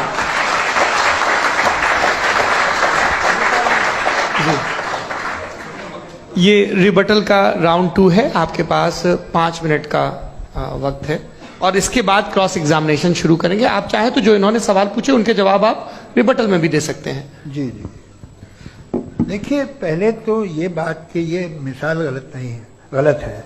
इन्होंने पहले ही हमको डिसार्म कर दिया, कह लिया अकल से मामला सॉल्व नहीं हो सकता, लॉजिक से आप पहुंच नहीं सकते। ये एक मेटाफिजिकल चीज़ है। मेटाफिजिकल अजीब सा लफ्ज़ है, ठीक से किसी को माने नहीं मालूम इसके, तो ऐसा लगता है कुछ बड़ी चीज़ है। अरे भाई क्या होता है मेटाफिजिकल, बताओ, खड़ी हो। ये एक लफ्ज़ है जो कहीं भी इस्तेमाल हो जाता है। जब आप एक बात कर रहे हैं और आप मुझसे बहस कर रहे हैं तो मुझे मेटाफिजिकल मत बताइए, आप लॉजिकली मुझे प्रूव किए। और अगर लॉजिकली आप नहीं बात करते साहब ये मेटाफिजिकल है, तो फिर हम आप बात क्या कर रहे हैं? मेरा आपका किस जबान में कॉन्वर्सेशन होगा? और ये कहना कि वक्त पहले नहीं था, तो फिर क्यों कहते हैं ये हमेशा से और हमेशा रहेगा? हमेशा वक्त है, तो आप कैसे कहते हैं वो हमेशा से है और हमेशा रहेगा? हमेशा का मतलब है कोई वक्त, अगर वक्त ही नहीं है तो हमेशा कैसे? बाहर वो रहेगा। अब मैं ये देखता हूं, आपने कहा ना कि वहां रेप ज्यादा होते हैं, तो हम एक बात देखते हैं कि ये दुनिया जिस पे वो कादर मुतलक है, जिसकी मर्जी के बगैर पत्ता भी नहीं हिलता, ओमनीपोटेंट है, ये दुनिया चल कैसे रही है? और इस दुनिया का हाल क्या है? 45,000 बच्चे जो 10 साल की उम्र से कम थे वो गाजा में मरे। भूख से काला हांडी में बच्चे मरते हैं और डिप्थेरिया से मरते हैं। डिप्थेरिया अजीब मर्ज है, गले में जाली बनना शुरू होती है, बच्चा नीला हो जाता है, गरीब का बच्चा, इसलिए कि उपास इलाज नहीं। ये कादर मुतलक है, जो चाहे कर दे। इससे आप दुआएं मांगते हैं हमारी ये काम कर दे वो कर दे, तो इसका मतलब डे टू डे लाइफ में वो इंटरफेयर करता है और ये देख रहा है वो। अगर वो वाकई भी है फॉर डिस्कशन सेक, तो मैं जब दुनिया देखता हूं तो मेरे दिल में उसके लिए कोई इज्जत नहीं पैदा होती। ये क्या कर रहे हो तुम पूरे ऑल पावरफुल हो, ओमनीपोटेंट हो, ओमनी प्रेजेंट हो। तुम तो वहां गाजा में रहे होगे ना, तुम हर जगह हो। तुम देख रहे थे कि बच्चे की कैसे धज्जियां उड़ रही, तुम देख रहे थे और तुम चाहते हो मैं तुम्हारी परस्तिश करूंगा, तुम हो भी। अरे यार, इसके अच्छे तो हमारे चीफ प्राइम मिनिस्टर हैं, कुछ तो ख्याल करते हैं। आप किसकी इबादत कर रहे हैं? अगर वो है भी, ये दुनिया नाइंसाफी से, जुल्म से, जबर से, तशद्दुद से भरी हुई है। और आप ये मत कहिएगा कि वो देख रहा है और वो बताएगा एक दिन। अगर वो देख रहा है और इंटरफेयर नहीं करता तो आप दुआ क्यों मांगते? आप कहते हैं मेरा ये काम करा दे, इसके मतलब है वो दखल दे सकता है, वो आपको नौकरी दिलवा सकता है, भले दूसरे आदमी को ना मिले, मगर आपका काम कर देगा चूंकि आपने दुआ मांगी है। तो जब वो आपको नौकरी दिला सकता है, लड़की की शादी कर सकता है, बेटे को ग्रीन कार्ड दिलवा सकता है, तो कम से कम ये जो मर रहे हैं बच्चे, इनको रोक दे, कुछ तो कर। मुझे तो दुनिया में, इस दुनिया का कोई मालिक है, इसका ओमनीपोटेंट कोई रूलर है, और ये दुनिया ऐसी चल रही है। मैं तो चाहूंगा कि भाई ना हो, अगर हो तो बड़ी शर्मिंदगी की बात है। शुक्रिया।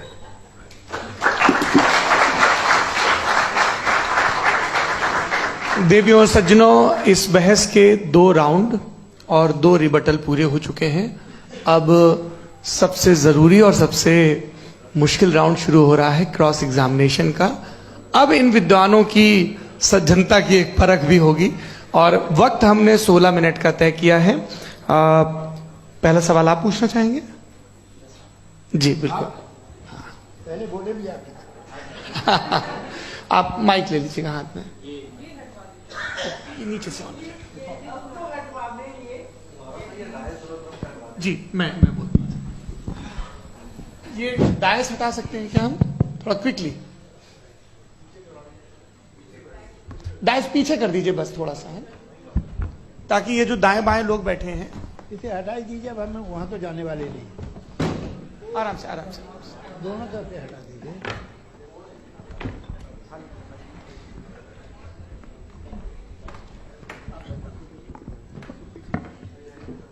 इस बीच आप लोग भी अपने अपने सवाल तैयार कर लें।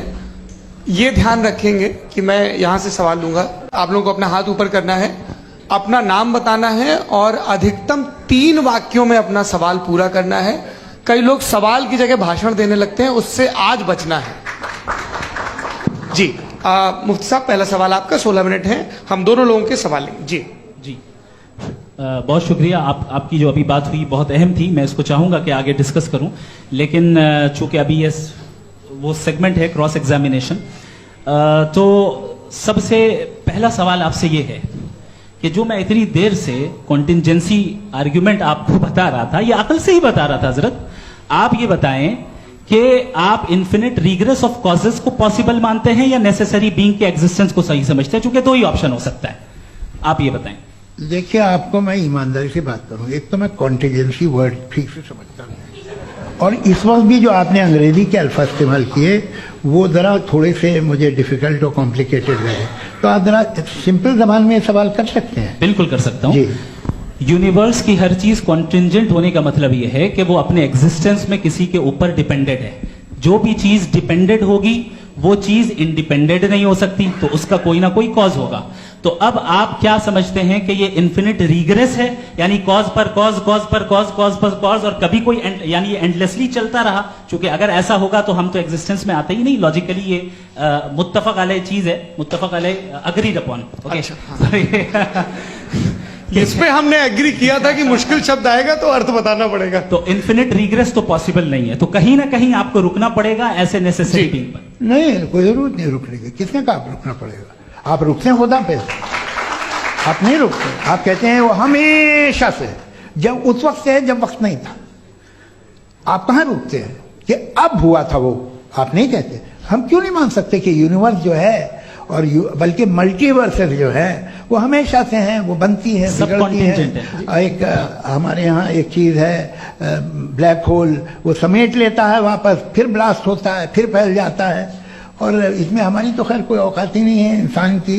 एक छोटे से जर्रे पे हम 50-60 साल की उम्र रखते हैं, जो करोड़ों अरबों साल की कायनात है उसमें, और पैदा भी नहायत ही बेहुदा वजह से हुए थे। तो इसमें ये सोचना कि इसकी वजूहात और ये क्यों है, ये डिपेंडेंट है, ये हम देख रहे हैं, क्या मालूम। आप सोचिए कि ये जो फैल रही है कायनात, ये कहाँ फैल रही है, ये कहाँ जा रही है, और ये फैल क्यों रही है? अरे बना लीजिए तुमने, रुको भैया, हाँ काफी है। ये फैल क्यों रही है? ये और कौन सी कायनात जिसे मैं दूरबीन से देखता हूं तो 2 बिलियन लाइट ईयर पे है, उससे मेरा कोई वास्ता ही नहीं है। 2 बिलियन ईयर यानी अगर मैं 80,000 माइल्स पर सेकेंड से चलूं तो 20 करोड़ साल में वहां पहुंच जाऊंगा। इसकी जरूरत क्या थी? ये दुनिया, ये कायनात तो इंसान अशरफुल मखलूकात के लिए बनाई गई ना। तो ये सब ये टर्म समझ में नहीं आया, इसमें कोई खास समझने वाली बात थी भी नहीं। ये जो अल्टीमेट कहा यह जाता है कि ये जो पूरी यूनिवर्स है, ये जो दुनिया है, ये इंसान के लिए बनाई गई। अच्छा, ये सब इंसान के लिए। क्यों साहब, सही है ना? बिल्कुल, लेकिन इसका ये मतलब नहीं कि किसी चीज के पीछे रीजन आपको नहीं पता तो रीजन नहीं है, इसे कहते हैं नहीं argument from limited मुझे perspective। मुझे मुझे नहीं पता, लेकिन मेरी जिम्मेदारी नहीं है। वो बिल्कुल सही कहा था उसने, बर्टन रसल ने, आपने उसे मजाक में टाल दिया कि भाई आप एक दावा कर रहे हैं, मैं क्यों कहूं कि ये गलत है दावा, आप प्रूफ कीजिए, मेरे पे जिम्मेदारी ही नहीं है, मैंने थोड़ी कहा है, आप प्रूफ कीजिए कि ये सही है। आप आर्ग्यूमेंट ऑफ कंटिजेंसी आप का जवाब कोई ही नहीं दे सवाल रहे हैं। पूछना चाहेंगे? है? आप सवाल पूछना चाहेंगे मुफ्ती साहब से? क्योंकि ये क्रॉस एग्जामिनेशन का दौर है। आप जैसे पहले बोल रहे थे फेथ को लेके कुछ, मैं ये पूछना चाहूंगा कि खुदा ने जो भी रेवल्यूशन किए हैं, एक मजहब के नहीं बहुत से मजहबों में किए हैं, अलग अलग रेवल्यूशन है, कहीं कुछ एक बातें हैं, कॉन्ट्रडिक्शन भी है आपस में, कहीं कुछ आप कर सकते हैं, कहीं कुछ नहीं कर सकते, ऐसा नहीं है कि सबकी कोड ऑफ मॉरल एक है। तो ये किस्सा क्या है? अब आप ये देखिए कि मुझे कभी कभी लगता है कि जो फुटबॉल फाइनल होता है, लाखों लोग होते हैं, फिर वो टीवी कवर कर ली, करोड़ों लोग, अगर उसमें खुदा की एक बूमिंग आवाज आ जाती, मैं गॉड हूं, तो सारे लोग अभी सुन लेते और टीवी पे भी सुन लेते, किस्सा खत्म होता। ये इतनी राजदारी क्या है कि तुम सामने कुछ तो सबूत दे दो हमें सॉलिड। ये कह साहब ये यूनिवर्स कैसे बनी, इससे मसला क्या हल होगा?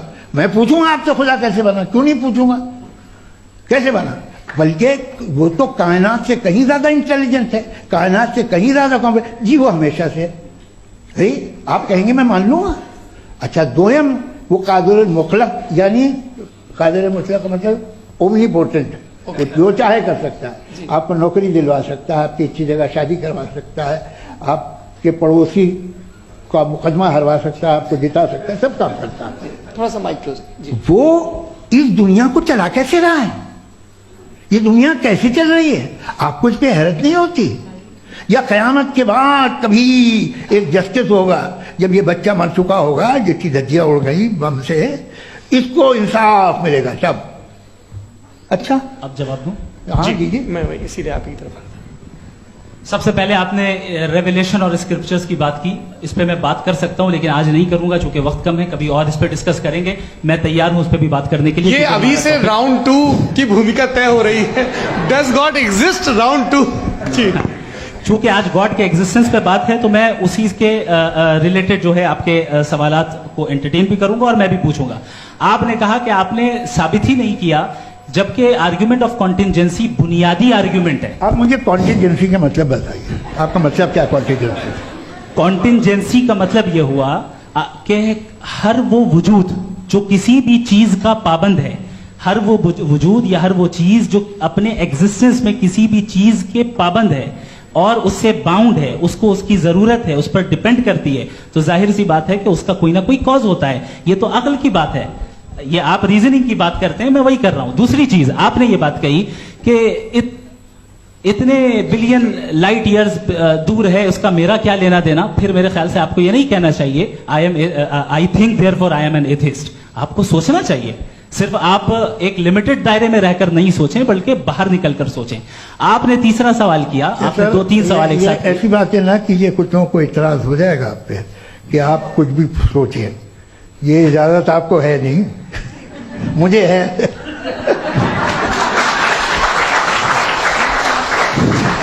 जी आपने प्रॉब्लम ऑफ इविल के ताल्लुक से सवाल किया और बार बार आप एक लफ्ज रिपीट कर रहे हैं कि ओमनीपोटेंट गॉड है, ऑल पावरफुल गॉड है। यही तो दरअसल समझना है कि गॉड का कॉन्सेप्ट क्या है। प्रॉब्लम ऑफ इविल जो है, प्रॉब्लम ऑफ इविल दर हकीकत 2 असम्पशंस पर कायम है।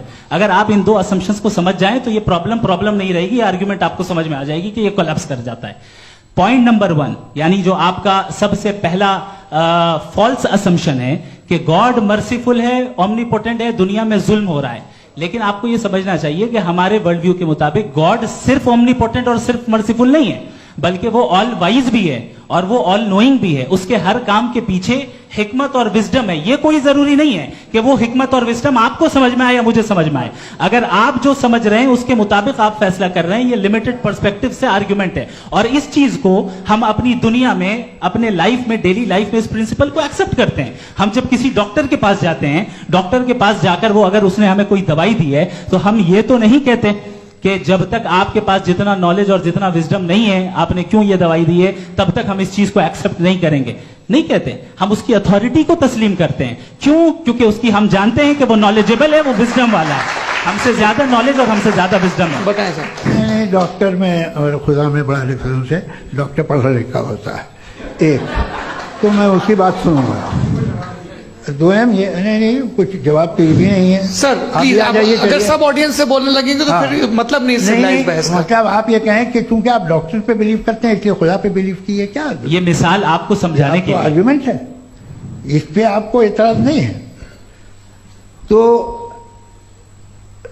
सिंपल बात यह है कि मैं अगर ये यकीन कर लूं कि एक ओमनीपोटेंट उसकी मसलहत है, ये जो बच्चे मर रहे हैं ये मसलहत है उसकी, मुझे नहीं चाहिए इसकी मसलहत। उसकी मसलहत नहीं, यही तो समझना है। मतलब एक्सपीरियंस। अच्छा, इस आपने अभी मेरी बात पूरी सुनी नहीं। मैंने कहा आपका पूरा आर्ग्यूमेंट दो फॉल्स असम्पशंस पर है। एक फॉल्स असम्पशन मैंने बता दिया, दूसरा फॉल्स असम्पशन यह है कि इस दुनिया में इविल के होने का कोई गुड रीजन नहीं है, जबकि हमारे पास बाज रीजंस मौजूद हैं, हमारे पास बाज वजूहात मौजूद हैं। अगर इस दुनिया में इविल ना हो तो आप गुड को डिफाइन कैसे करेंगे? अगर जुल्म ना हो आप इंसाफ को समझेंगे कैसे? अगर तारीकी ना हो तो आप लाइट को समझेंगे कैसे? बहुत अच्छे। अभी और सुन लें, अभी और बाकी है। ये तो बात बहुत पसंद आई साहब मुझे कि जब तक रेप ना हो तब तक औरतों की इज्जत का ख्याल आपने मेरा जवाब पूरा सुना ही नहीं। जब तक के बच्चों का कत्ल ना किया जाए तब तक आपको बच्चों की मासूमियत की इज्जत है। आपने पूरा जवाब सुना ही नहीं। क्या बात है, क्या आपने नुक्ता निकाला हुआ? आपने पूरा जवाब सुना ही नहीं। आप सुन लें, मेरी बात सुन लें। ये मैंने आपको एक चीज बताई। दूसरी चीज, इस दुनिया में हम आए हैं टेस्ट के लिए, हमारा टेस्ट हो रहा है और हर इंसान का अलग अलग अंदाज में टेस्ट होता है। और इस दुनिया में अगर इविल मौजूद है तो वो इविल जरिया है हमारे अंदर ह्यूमन नोबल क्वालिटीज को डेवलप करने का और अलग अलग फील्ड में प्रोग्रेस करने का। और अगर हमारे अंदर और इस दुनिया में इविल नहीं होता तो बताइए टेस्ट का मतलब क्या होता? अगर मैं अपने स्टूडेंट को एमसीक्यूज दूं और उसमें सिर्फ राइट आंसर लिख कर दे दूं और कहूं तुम्हारा टेस्ट हो गया, ये मीनिंगलेस है। इस दुनिया में अगर हम टेस्ट के लिए आए हैं तो जाहिर है गुड एंड इविल दोनों मौजूद है। तो अगर गुड एंड इविल दोनों मौजूद है तो ये इविल भी खुदा का बनाया हुआ है। जी हाँ, खुदा का बनाया हुआ है। लेकिन अच्छा, चलो अच्छी बात। जी बिल्कुल, तो बिल्कुल खुदा ने मतलब बनाया। अभी तो ये है कि जो मेजॉरिटी है दुनिया में वो इविल है, तो ये खुदा एक्चुअली इविल के साइड पे लग रहा है मुझे।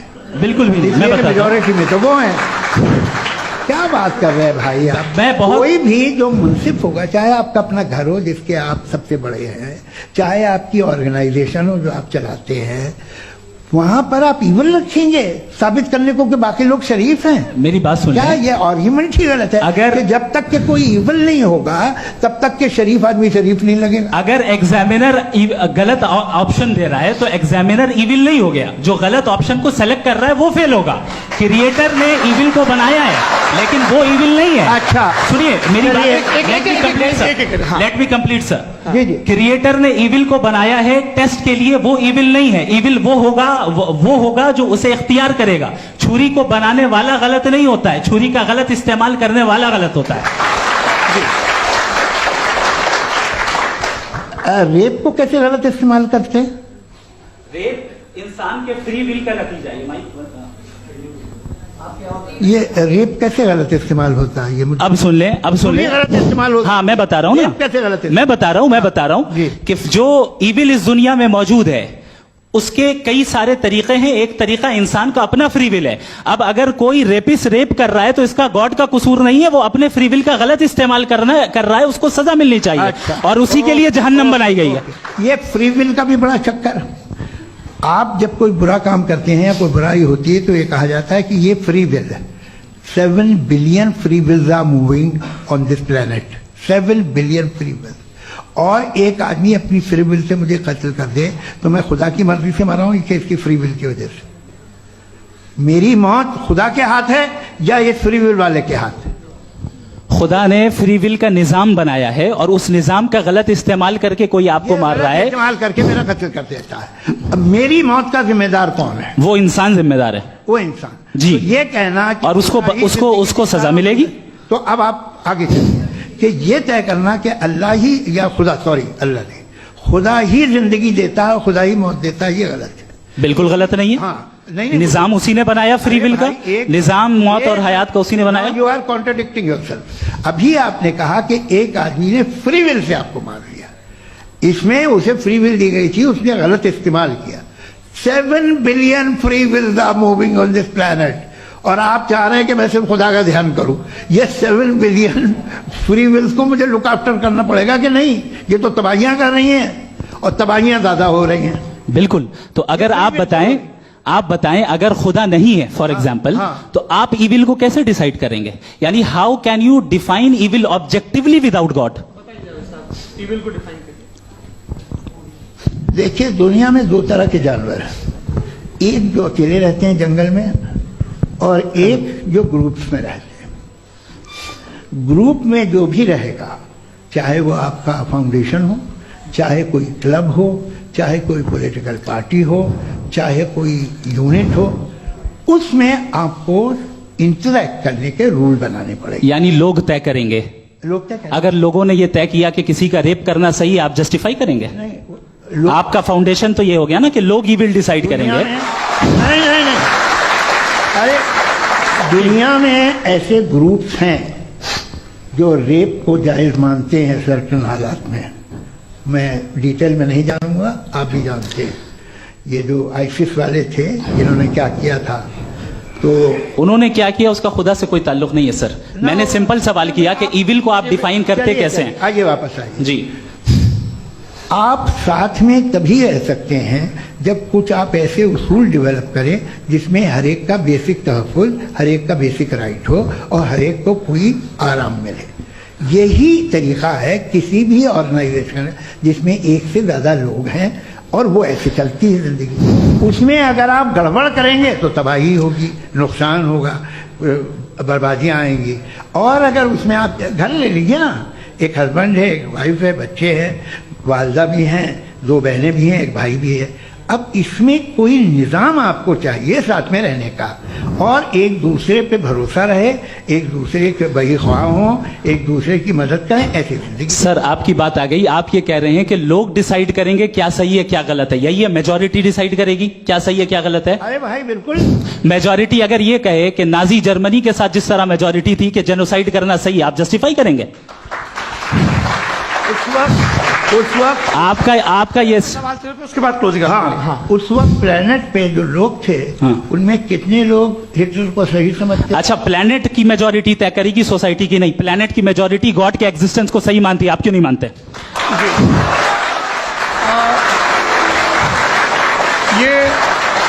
हेलो ये क्रॉस क्वेश्चन का राउंड यहाँ पर समाप्त होता है।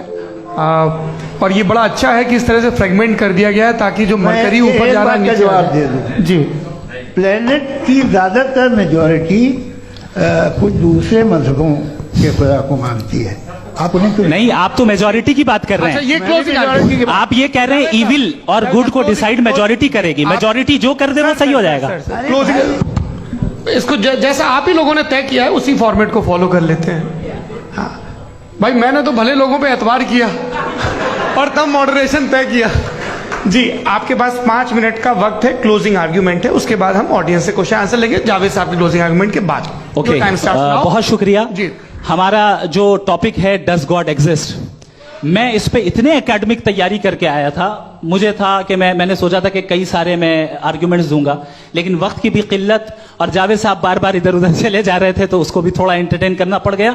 डज गॉड एग्जिस्ट पे मैं एक ही आर्ग्यूमेंट दे पाया। आर्ग्यूमेंट्स बहुत हैं और डेफिनेटिव आर्ग्यूमेंट्स हैं, और मेरे आर्ग्यूमेंट को किसी एक राउंड में भी इन्होंने एंटरटेन नहीं किया और रेफ्यूट नहीं किया। एक राउंड में भी नहीं, एक राउंड में भी नहीं। और ना ही अभी आपका क्लोजिंग आर्ग्यूमेंट आएगा, नहीं, वो बता देना। Argument of contingency sir. अरे मैं आपसे कई बार कह चुका हूँ कंटीजेंसी का मतलब। अब मैं कैसे समझाऊं आपको? आपस में हाँ, आप और कितने आसानी से समझाऊं मैं, मुझे तो नहीं समझ में आ रहा है। आप अपनी आर्ग्यूमेंट ऑफ कंटीजेंसी उर्दू में बोल सकते हैं। हाँ, आप अपनी बात पूरी कर लें जी, आखिरी 4 मिनट। दूसरी चीज, just a minute please ma'am, can I talk? दूसरी चीज ये है कि आपने एक तो इसका जवाब नहीं दिया, दूसरा आपने गॉड के ना होने पर कोई डेफिनेटिव आर्ग्यूमेंट नहीं दिया, सिर्फ मजहब पे बात कर रहे हैं आप। मजहब तो आज हमारा टॉपिक ही नहीं था। आज तो हमारा टॉपिक हो, आप मजहब से ले लेकर आईएस तक चले गए, भाई हमारा क्या ताल्लुक है उससे? We condemn them. और उसका गॉड से क्या ताल्लुक है? अगर कोई गलत काम कर रहा है, किसी ने किसी को कत्ल किया, किसी ने किसी का रेप किया, उसको सजा मिलनी चाहिए। और आपके पास कोई भी rational strong foundation of morality नहीं है। आपने कहा कि मेजॉरिटी तय करेगी सोसाइटी की, वो सही होगा। मैंने कहा हिटलर को फिर आप सही कहेंगे? नहीं, प्लैनेट की सोसाइटी की मेजॉरिटी तय करेगी। तो प्लैनेट की मेजॉरिटी गॉड की एग्जिस्टेंस को मानती है, आप कह रहे हैं ये रिलीजियस है। तो यानी आपके पास कोई स्ट्रॉन्ग फाउंडेशन नहीं है ऑब्जेक्टिव मोरालिटी का। ऑब्जेक्टिव मोरालिटी का अगर कोई फाउंडेशन है तो वो सिर्फ गॉड है, गॉड है, गॉड है। थैंक यू जी। ये मुफ्ती शमाइल नदवी साहब का क्लोजिंग आर्ग्यूमेंट था। अब हमारे पास जी जी ये बड़ा अच्छा है कि दोनों लोगों को मॉडरेटर से शिकायत भी और बोल रहे भाई हमारी शाबाशी भी तो करते चलो। अब मेरी बात जी, आपके पास जावेद अख्तर साहब 5 मिनट का वक्त है, ये आपका क्लोजिंग आर्ग्यूमेंट है, टाइम रीसेट कर दें। जी देखिए, बहुत सारी बातें हैं। गॉड का डेफिनेशन दुनिया के किसी भी रिलीजन में है कि वो ओमनीपोटेंट है, ओमनीप्रेजेंट है, he is just, he is kind, he loves you and so on.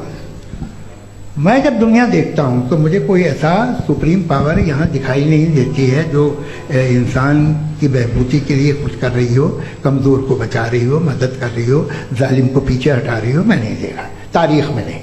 एक तो अगर है और ये देख रहा है तमाशा, तो उसका होना न होना बराबर है। दोयम ये कि ये जो है, जब आप ये कहते हैं कि कायनात जिसकी कंटीजेंसी है, मैं देखिए वो लफ्ज़ इस्तेमाल किया मैंने, तो ये कैसे हो सकती है भाई? और फौरन आप सरेंडर कर देते हैं कि जाहिर है कि इसका बनाने वाला तो इससे 10,000 गुना था, तो कॉम्प्लिकेटेड होगा। उस पर आपके होने पे कोई इतराज नहीं है। उसे वो टाइमलेस है, वो पहले से था, टाइम तो बहुत बाद में आया। ये सब आप मानने को तैयार है जिसका आपके पास कोई सबूत नहीं, आपके पास कोई रीजन नहीं है। आपकी तारीफ क्या है मजहबों की? बिलीफ की, जो खुदाओं का बिलीफ है, ये कॉन्स्टेंटली गलत साबित होता रहा है। मतलब आप कहें कि अरिस्टोटल के ज़माने में तो सब जाहिल थे, वो भी इतने ही यकीन से खुदा पे यकीन रखते थे, जो अब नहीं रहा। ये भी नहीं रहेगा, आप लिख लीजिए। और इसके आसार आपको दुनिया में दिखाई देना शुरू हो चुके हैं। ये बहस क्या आज से 100 साल पहले इस तरह हो सकती थी? यहाँ तक तो आपको हम ले आए हैं। तो सर अरे इनको मदद की जरूरत नहीं भाई, ये सेल्फ सफिशिएंट आदमी, आप क्यों इनकी मदद कर रहे हैं? Sir please. तो ये जो है तमाम बातें अपनी जगह हैं। ये एक पैकेज है। आप अकेले, कोई आदमी ऐसा नहीं जो सिर्फ गॉड को मानता है, उसके साथ बहुत पैराफर्नेलिया आता है, अलग अलग पैराफर्नेलिया आते हैं। They are only, they have always created chaos in the society. मैं तो आपको सीधा ऑफर देता हूँ कि दुनिया में 10 इम्पॉर्टेंट बिलीव्स हैं। आप एक मानते हैं, 9 नहीं मानते, 9 में आप एथियस्ट हैं, 9 को आप बिल्कुल रीजनेबली मेरी तरह देखते हैं। तो 90 मजहबी आदमी भी 90% एथियस्ट है, वो दूसरे खुदा नहीं मानता, एक खुदा मानता है, अपना वाला, बाकियों को कहता है गलत है। अगर आप मानना ही बंद कर दे तो आपका 10% चांस है कि आप सही हैं और 90% चांस है कि आप गलत हैं। मेरा मशवरा है, आप मानना छोड़ दिए तो 50% चांस होगा कि आप सही हैं और 50% चांस होगा, 40% आप गेन करेंगे बाय बिकमिंग एन एथियस्ट।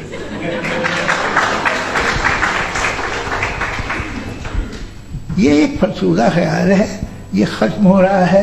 हो सकता है मेरी ज़िंदगी में ना हो, लेकिन ये हो जाएगा।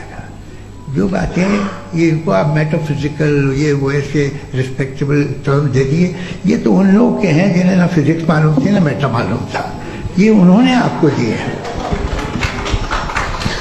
जी बहुत शुक्रिया आप दोनों लोगों का। और अब इस बातचीत का आखिरी राउंड शुरू होगा, डज गॉड एग्जिस्ट की ये बहस मुफ्ती शमाइल नदवी और जावेद अख्तर साहब के बीच। आप लोग अपने अपने हाथ ऊपर करेंगे, मैं यहाँ से तय करूँगा। और माइक हमारे पास है क्या? एक ही माइक है ऑडियंस के लिए? 2 माइक है, एक इस तरफ एक इस तरफ, ठीक है। तो जी सबसे पहले हमारी सहयोगी हैं मारिया शकील जी, पूछिए सवाल। थोड़ा सा रुकेंगे ताकि कैमरे का फ्रेम आप पर आ जाए, आपकी तो प्रैक्टिस है टीवी की। जी नदवी साहब, मैं खुदा को मानती हूँ, पहले मैं इसी प्रमाइस से शुरू कर रही हूँ और ये बता रही हूँ आपको, मैं मानती हूँ, लेकिन कुछ सवाल हैं जो जावेद साहब ने उठाया, उसका जवाब आपको देना चाहिए। पहला सवाल ये कि गजा में सालों से छोटे बच्चे मर रहे हैं, वो उनको अगर खुदा मर्सीफुल है, हम मानते हैं कि अल्लाह ताला में बहुत ताकत है, तो वो बच्चे क्यों मर रहे हैं। दूसरी बात ये कि अगर कंटिजेंसी की जो आप बात करते हैं, पूरे मुस्लिम ममालिक मिल करके भी उन गजा के बच्चों को क्यों नहीं बचा पा रहे हैं, क्योंकि अगर वो चाहते, क्योंकि अल्लाह ताला उन पर हुकूमत करते हैं, सब पर हुकूमत करते हैं, तो वो उनको क्यों नहीं बचा। जी थैंक यू वेरी मच। बहुत अच्छा किया आपने इस चीज़ को जिक्र कर दिया, मैं इसको और अच्छे से एक्सप्लेन करने की कोशिश करता हूँ। देखें, जहां तक आपने कहा कि गजा के बच्चों को मारा जा रहा है, देखें दो वर्ल्ड व्यू है, एक एथिस्टिक वर्ल्ड व्यू, एक थीस्टिक वर्ल्ड व्यू है। बच्चे मर रहे हैं दोनों वर्ल्ड व्यू में, लेकिन हमारा वर्ल्ड व्यू कह रहा है कि रिकॉम्पेंस है, ये कह रहे हैं कि उनका मरना बेकार जाने वाला है, कोई उसका रिकॉम्पेंस नहीं है, चूंकि इनके यहां आखिरत और अल्लाह का कोई तसव्वुर या गॉड का कोई तसव्वुर नहीं है। आपने ये सवाल किया कि गॉड मर्सीफुल है, क्यों नहीं रोकता। ये मैंने बताया कि ये मिसकंसेप्शन है लोगों के दरमियान कि गॉड को सिर्फ मर्सीफुल और ओमनीपोटेंट समझते हैं। गॉड के सिर्फ यही दो एट्रीब्यूट्स नहीं है, गॉड के कई सारे एट्रीब्यूट्स हैं, उनमें से अल हकीम भी है, उनमें से ऑल वाइज भी है, ऑल नोइंग भी है।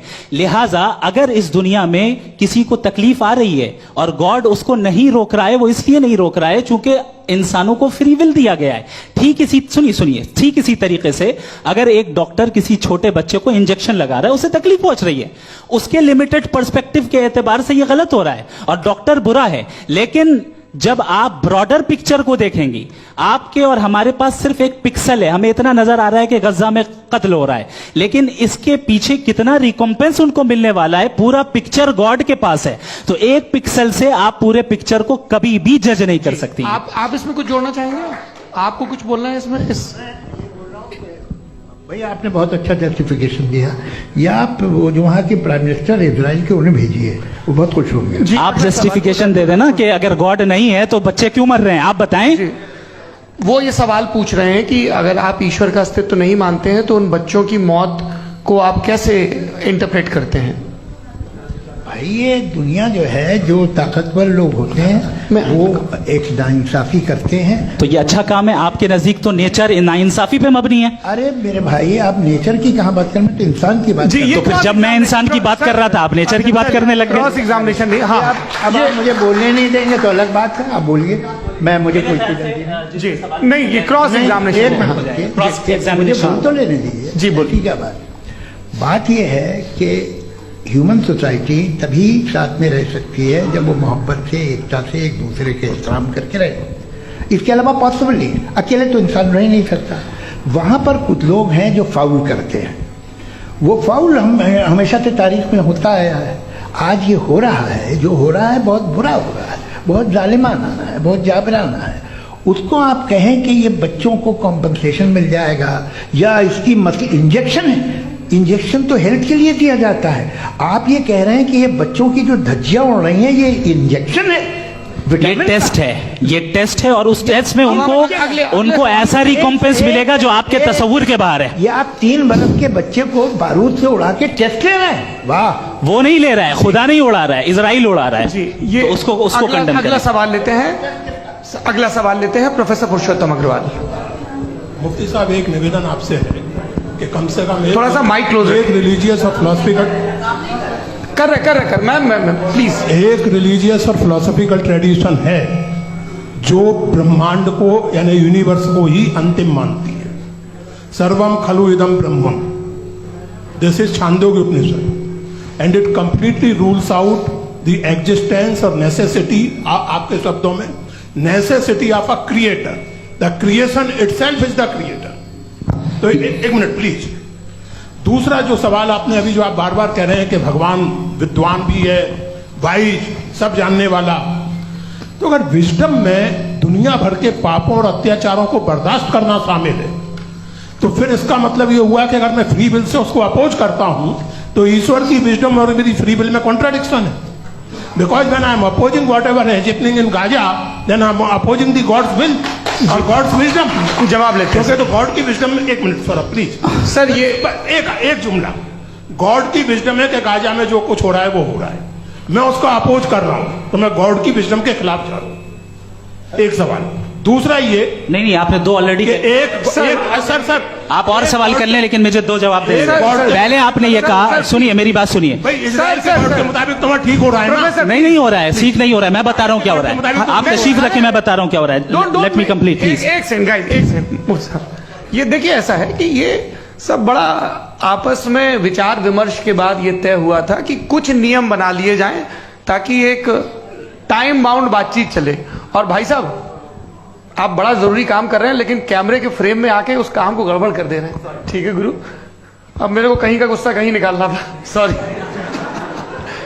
नहीं कोई गुस्सा नहीं है जी। तो प्रोफेसर ने सवाल पूछे, आप उनके जवाब दें, और थोड़ा ये सब लोग थोड़ा ख्याल रखें भाई, सवाल संक्षिप्त रखें जी। आपने दो सवाल किया। सबसे पहला ये कहा कि हमारे पास ये कॉन्सेप्ट है कि ये यूनिवर्स खुद नेसेसरी बीइंग है, creation itself is the creator. How irrational is this कि मैं एग्जिस्ट करूंगा बाद में, लेकिन अभी एग्जिस्ट कर भी रहा हूं, यानी एक ही टाइम में एग्जिस्ट भी कर रहे हैं, नहीं भी कर रहे हैं। This is not true. दूसरी चीज आपने कहा कि अगर इजराइल में, सॉरी माफ कीजिएगा, Israel doesn't exist, occupied Palestine में अगर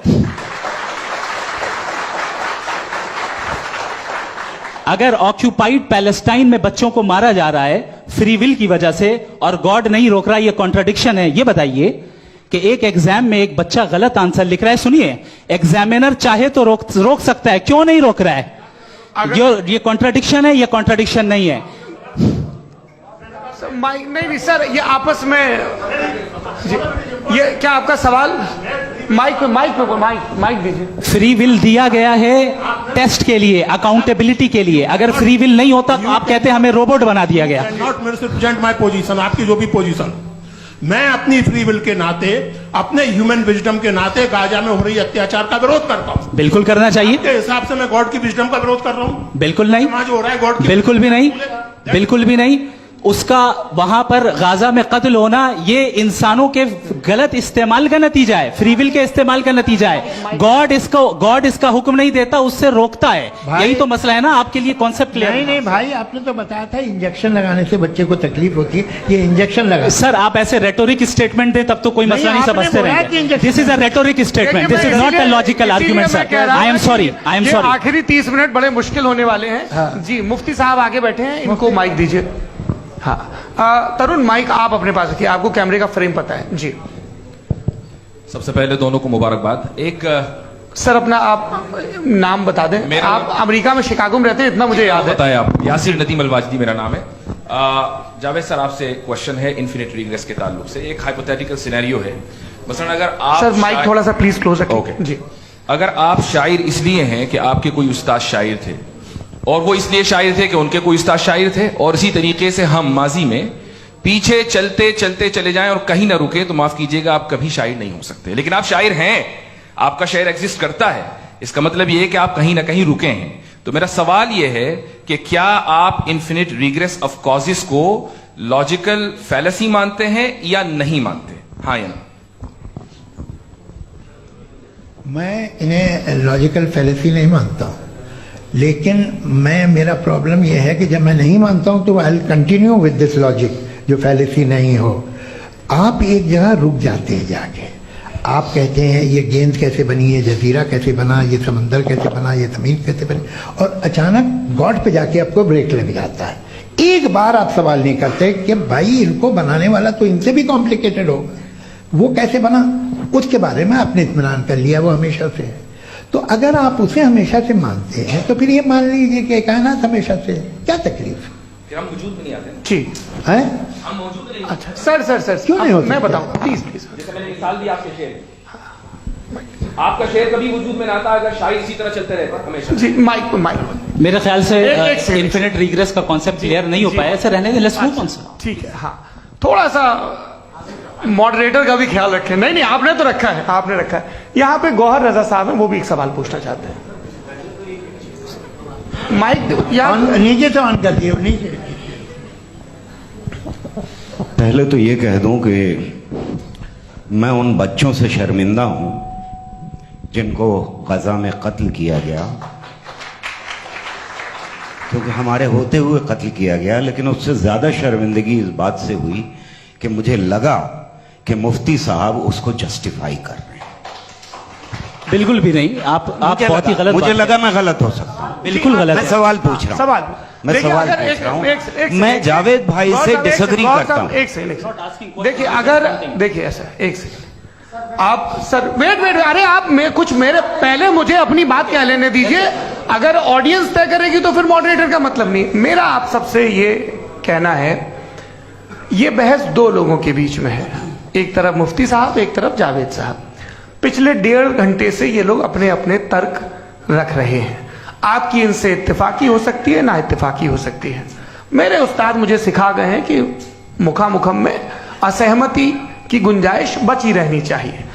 अगर मैं आपकी बहुत इज्जत करता हूं गौहर साहब, आपने जो कमाल की किताबें लिखी, साइंटिफिक टेम्परामेंट, लेकिन मेरी ये गुजारिश है आप सबसे कि यदि आप इन लोगों ने जो बोला उन पर टिप्पणियां करेंगे तो ना वक्त की पाबंदी रहेगी, ना वो अनुशासन। आप सवाल पूछ लें, उस सवाल में जो बात आ जाए वो आ जाए।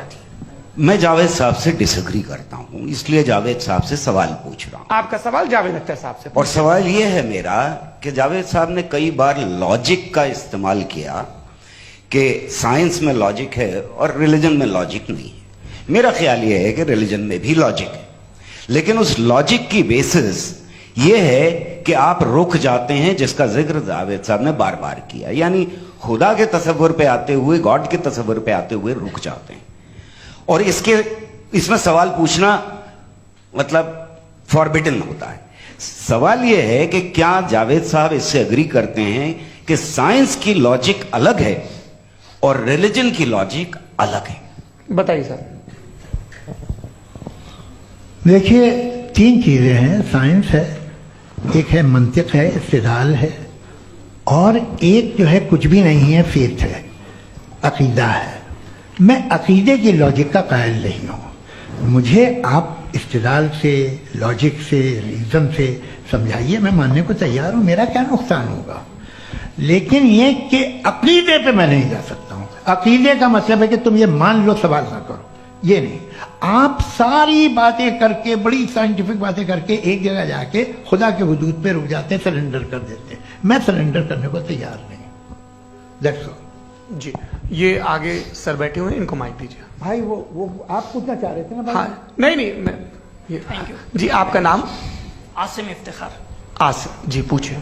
सर, जावेद सर से सवाल है कि आपने अपने क्लोजिंग माइक थोड़ा करीब है। अपने क्लोजिंग स्टेटमेंट में ये बात कही थी कि मजहब का जो फ्यूचर है वो ज़्यादा दिन नहीं जाने वाला है, लेकिन मैं देख पा रहा हूँ कि जो ऑक्सफोर्ड यूनिवर्सिटी की एक स्टडी है 2011 में हुई है, जिसके 50 एकेडमिशियंस ने इसको अंजाम दिया था, उसमें वो ये कहते हैं कि जो फेथ इन गॉड है वो इनबिल्ट है ह्यूमन नेचर के अंदर, जिसको हम कहते हैं फितरत के अंदर शामिल है वो। और वो ये कहते हैं कि अगर कोई ये समझता है कि मजहब को वो ख़त्म कर देगा तो ये उसकी गलत फहमी है। तो आप इसके बारे में, इस स्टडीज़ के बारे में क्या कहते हैं? ठीक है, मैं उनसे एग्री नहीं करता हूँ। वो कौन से प्रोफेसर होंगे? ऐसा उनके क्या पास डेटा है, इन्होंने डेटा के बेसिस होगा। डेटा क्या हो सकता है? फ्यूचर का डेटा तो नहीं हो सकता ना उनके पास, प्रेजेंट का डेटा हो सकता है। डेटा आपने सुना 100 साल पहले का बाद का डेटा? मैंने तो नहीं सुना आज तक। तो आज उनकी ये राय है और होगी राय, ठीक है। दुनिया में तरह तरह की राय है लोग, लेकिन मैं समझता हूँ कि वक्त के साथ इंसान ज़्यादा से ज़्यादा रीजनेबल और लॉजिकल होता जा रहा है। आज आप देखिए वेस्टर्न यूरोप में क्या परसेंटेज है नॉन बिलीवर्स की, बहुत हाई। वहाँ चर्च खाली पड़े होते हैं। तो अल्टीमेटली तो इंसान कोई ऐसी बात बहुत अरसे तक नहीं मान सकेगा, चाहे गलत या सही, जो उसे, उसके दिमाग को, उसके जहन को, उसकी लॉजिक को अपील न करे। वो कह रहे हैं तो ऑक्सफोर्ड के होंगे, तो कैम्ब्रिज के होंगे, तो मुझे क्या लेना देना। उनका डेटा मुस्तकबिल का नहीं हो सकता है। जी। दीपक, हाँ पूछिए। मैं आऊंगा अभी, पीछे की साइड भी आऊंगा, माइक वहीं भेजूंगा 2-3 साल के लिए। जी जावेद साहब, आपसे सवाल है। नमस्ते। अरे भाई सर, अगर आप ही लोग तय करना है तो फिर 200 लोग तय कर लें। नहीं sir, please don't do this sir. Everybody has a right sir, but we can only take selected questions. उन्होंने सर अरे ये भाई, यंग लोग भी हैं आप- तो इनकी ये अब बात उतने यंग, सुनिए। भाई आप यंग हैं कि नहीं हैं? एक मिनट, वो कह रहे हैं वो भी आइए, यंग हैं पूछ रहे ना साहब, भाई। आप उनकी नौजवानी पर दावा उनको ही करने थे। हाँ मुफ्ती साहब आप यंग, हाँ पूछे। अरे भैया सर मेरा सवाल ये है कुछ इनसे भी तो पूछो। जी नहीं, बस आपसे एक सवाल है। जैसे थीस्टों के पास अपने जो ईश्वर को मानते हैं उनके पास अपने सोशल गेट टुगेदर्स हैं, 5 रोजा क्रिसमस आने वाला है, होली है, दिवाली है, ईद है। एथिस्ट क्या ऑफर कर रहे हैं? मतलब मैं इनकी दुकान से बोलूं मैं आना चाहता हूं उस तरफ, पर मैं अट्रैक्ट नहीं हो पा रहा हूं। मैं सोशल गेट टुगेदर्स क्या है आपके पास? वो ये कह रहे हैं कि जो धार्मिक लोग हैं, अलग अलग धर्म के लोग, उनके उत्सव त्योहार कॉन्ग्रेगेशन बहुत हैं। अब आपको मैं एक सुनाता हूँ, यहाँ हिस्टोरियन भी बैठे हैं। मृदुला जी आप बताइएगा सही है क्या? ये एक कॉन्स्टेंटाइन एक ग्रीक रोमन बादशाह था जो क्रिश्चियनिटी आने के 400 साल बाद उसने डिसाइड किया कि मैं क्रिश्चियन हो जाऊंगा, मेरी पूरी स्टेट कैंसिल हो जाएगी। उस जमाने में ऐसे ही होता था, राजा जो धर्म इख्तियार करता था वो जनता भी कर लेती थी, इसलिए कि वो हो गया था बैंकरप्ट। और उसे जो मेडिटेरियन कोस्ट के रिच क्रिश्चियन वो थे मर्चेंट, तो उससे पैसा चाहिए था। तो उसने कहा यार क्रिश्चियन हो जाओ। तो उसने अपने वजीर से कहा कि भाई ये हिस्ट्री है कि अब हम लोग क्रिश्चियन हो जाते हैं।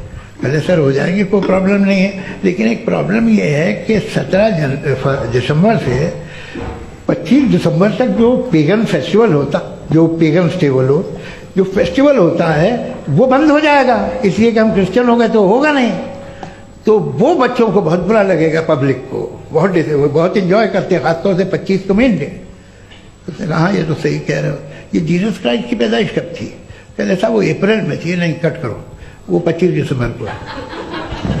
ये हकीकत है जी। और 400 साल बाद क्रिश्चियनिटी के अप्रैल से दिसंबर ले आए, और इसलिए कि यहाँ पेगन फेस्टिवल होता था। अब मनाते हैं आप आराम से। ये जो सारे फेस्टिवल हैं ये रिलीजन से, हर एक को एक इंटरटेनमेंट डिपार्टमेंट चाहिए होता है अपनी कंपनी चलाने के लिए। तो ये रिलीजन ने, ये सेकुलर त्योहार थे जिन्हें रिलीजन्स ने ले लिया है। ये मौसम के थे, फसलों के थे, किसानों के थे, उसको आपने लेके रिलीजियस रंग दे दिया। ये कोई रिलीजन से थोड़ी आए आप। अच्छा हमें देखिए, हम तो मुल्द हैं, हम ईद मनाते हैं, हम दिवाली मनाते हैं, हम होली मनाते हैं, हम क्रिसमस मनाते हैं। बम्बई की फिल्म इंडस्ट्री की सबसे बड़ी होली हमारे घर में, सबसे बड़ी ईद हमारे घर में। वो हमारी सोशल वो है, हमारा हेरिटेज है। ऐसा थोड़ी है कि we will throw the baby along with the water. ये तो अच्छी चीज़ है, इन्हें रखो, जो बेकार है फेंक दो। जी हाँ हेलो जी, मेरा सवाल नादवी जी से है। जैसा कि आपने बोला कि गॉड टाइम के भी परे है और गॉड इतनी कॉम्प्लेक्स चीज़ है कि उसे ह्यूमन माइंड समझ नहीं सकता, और गॉड ने अर्थ पे फ्री विल भी दे दी है, तो आप अपना वक्त ज़ाया क्यों कर रहे हैं गॉड के बारे में बात करके? अपन को तो बात करनी चाहिए कि सोसाइटी को बेहतर कैसे करें। जी, मैं गॉड वही बताता है सोसाइटी को कैसे बेहतर करे। अभी मैं आपका जवाब देता हूं। आपने कहा कि टाइम पे वो एग्जिस्ट नहीं करता, सो मेरा सवाल ये है कि जैसा आपने बोला कि गॉड बहुत ही कॉम्प्लेक्स चीज है, मैंने कहा ही नहीं कि कॉम्प्लेक्स है, तो आपके अल्फाज हैं। कॉम्प्लेक्स का लफ्ज गॉड के लिए सुइटेबल नहीं है। क्यों? क्योंकि कॉम्प्लेक्स वो चीजें होती हैं जो ऑब्जेक्ट हो। God is not an object जिसको आप इंस्ट्रूमेंट के जरिए लेबोरेटरी में जाके टेस्ट करें, oh it's very complex. No, वो कोई कार का इंजन नहीं है। मेरा वो फिलोसॉफिकली नेसेसरी बीइंग ऐसी बीइंग है जो सिंपल बीइंग है। हाँ, आप उसको मुकम्मल तौर पे उसकी तमाम हिकमतों को जान ले और हर चीज को जान ले, ये पॉसिबल नहीं है, क्योंकि वो ऑल वाइज है, आप ऑल वाइज नहीं है, और वो खुदा है, वो आपको सारी चीजें बता दे, ये जरूरी नहीं। मेरा सवाल ये नहीं था, मेरा सवाल ये था कि जब गॉड इतना परे है इस दुनिया से कि उसने अर्थ पे फ्री विल भी दी है, हम सब ह्यूमंस की फ्री विल है, और जो सोसाइटी में हो रहा है वो अपन लोग डिसाइड करेंगे, तो अपन लोग डिसाइड नहीं करेंगे ना, अपन लोग डिसाइड नहीं करेंगे। गॉड जो है, गॉड ने वो उसकी जात, उसकी एग्जिस्टेंस टाइम एंड स्पेस से परे है, लेकिन वो हमारा टेस्ट ले रहा है, और उसी गॉड ने हमें बताया कि तुम्हें क्या करना है क्या नहीं करना है, तो जाहिर है उस गॉड की बात सुनेंगे ना। जी, वो पीछे एक चश्मा लगाए जो मैम खड़ी हैं, उनको दीजिए। हाँ आप जी जी बिल्कुल आएंगे। देखिए मैं कोशिश कर रहा हूँ सब तरफ जाने की। हाँ उनको दीजिए माइक। जी हेलो सर, मैं ओमनी प्रेजेंट नहीं हूँ, टाइम पाबंद हूं और जहां तक कोशिश कर सकता हूं करूंगा। जी, अपना नाम बताइए। मेरा नाम उर्सुला है, मैं दिल्ली यूनिवर्सिटी की एक स्टूडेंट हूँ और मैं स्टूडेंट फेडरेशन ऑफ इंडिया से हूँ। मेरा सवाल मुफ्ती जी से है कि इस हॉल के इस कमरे में बैठ के हम लोग रेप की मोरालिटी के बारे में फिलोसफिकली बात तो कर सकते हैं, बट असलियत ये है कि रोजमर्रा की जिंदगी में औरतें रेप के थ्रू गुजरती हैं और हम लोग सिर्फ नंबर्स पे इस तरह नहीं देख सकते, क्योंकि कितनी औरतें हैं इन कंट्रीज में जहां पे आप बता रहे हैं कि केसेस कम हैं, जिनका एक्सेस है कि वो जाके केस फाइल कर सकें। कितनी औरतें हैं जो जिनको काम करने की आजादी है उन कंट्रीज में। यूरोप में ये आजादी आ गई, यूरोप में ये रूल्स आ गए, तो हम आज उसके बारे में बात कर पा रहे हैं। जी, जवाब। आपने ये कहा कि कमरे में बंद होकर हम लोग इस पर फिलोसफिकली बात कर सकते हैं, लेकिन हकीकत में क्या हो रहा है, वो ग्राउंड लेवल पे क्या हो रहा है, जो बहुत गलत हो रहा है और वो सफर कर रही हैं। आई एग्री, बहुत गलत हो रहा है और जो गलत हो रहा है उसको हमें रोकना है। और क्यों रोकना है, वो गलत क्यों है? हमारे पास इसका ऑब्जेक्टिव फाउंडेशन है, इनके पास उसका ऑब्जेक्टिव फाउंडेशन नहीं है। मैं ये कहना चाह रहा हूं कि जहां पे भी जुल्म हो रहा है, जहां पे भी औरत पे जुल्म हो रहा है या उसकी इज्जत लूटी जा रही है या उसे तकलीफ पहुंचाई जा रही है, और सिर्फ औरत नहीं, किसी इंसान के ऊपर भी जुल्म हो रहा है, तो उसके खिलाफ खड़ा होना, ये मोरालिटी हमारे पास गॉड के पास से आई है। वरना जावेद साहब तो कह रहे हैं कि जो है मेजॉरिटी डिसाइड करेगी, तो मेजॉरिटी तो कभी भी बदल सकती है। क्या आप ये थोड़ी सी आपको गलतफहमी है। मैं अगर मेरे जुमले से ये मदनत निकला या मैंने कहा तो ये जुमला मैं वापस लेता हूँ। ये मेरा मतलब ही नहीं था कि मेजॉरिटी डिसाइड करेगी। मेजॉरिटी डिसाइड करे तो दुनिया में बड़ी वैसे आपने कहा था ये जुमला, अच्छा हो सकता है, मैं मान रहा हूँ, बाद में रिकैप कर लेंगे। अरे एक सेकंड मैं अपनी एक्सप्लेनेशन दे रहा हूँ। मुनासिब बात यह है कि हम सब के सब दिल में जानते हैं कि क्या अच्छा है क्या बुरा है, हमें पता है अच्छी तरह से। जो लोग बुरे काम करते हैं उन्हें भी मालूम अच्छा क्या है। यही तो सवाल था हजरत कि फिर ये मोरालिटी आई कहां से? Cross examination. हाँ जी, हाँ। मोरालिटी साथ रहने की डिजायर से आई है, यानी साथ रहकर जो कुछ कह दे, जो कुछ कर दे, वो हो जाएगा? नहीं, तो आप कायदे से रही कर सकते हैं जब तक लोगों में मोरालिटी हो, वरना क्यास हो जाएगा। ये आपको कैसे पता? जी, हमने देखा ना जहां मोरालिटी का क्यास हो गया, हम देखते हैं। कहां पे देखते भाई? दुनिया में। आप जो कह रहे हैं, आप अभी कहीं पे अगर गलत हो रहा है, इस बहस तो के उसको बाद आप मैं आप लोगों देखिए, को सर मुफ्ती आप एपिस्टेमोलॉजी की बात कर रहे हैं, मैं ऑन्टोलॉजी की बात कर रहा हूं। मैं इस बहस के बाद आप दोनों लोगों को चाय पे होस्ट करूंगा, वहां पे क्रॉस एग्जामिनेशन कर लीजिएगा। अभी ऑडियंस का हक मार रहे हैं आप लोग भाई, सर जस्ट लोग हैं आप लोग। और ये भाई ये हाँ, उधर आएंगे, जी सर आएंगे। अच्छा सर मेरा नाम लईकुर रहमान है और मैं अलीगढ़ मुस्लिम यूनिवर्सिटी का स्टूडेंट हूँ। और जहाँ तक मुझे पता है कि sir you are also product of Aligarh Muslim University. मैं भी उसी चमन का बुलबुल। हाँ सर, तो बहुत खुशी हुई मुझे जान करके कि मैं आपसे मिलूंगा। सवाल सर, मेरा सवाल यह है, सर सैयद अलैहि रहमा का नजरिया यह था कि खुदा के वजूद को अकल के दायरे में रह करके तलाश करना, न कि पूरी तौर से उसका इनकार कर देना। Sir how will you define it? नहीं, तो ये तो आप इन्हें बताइए।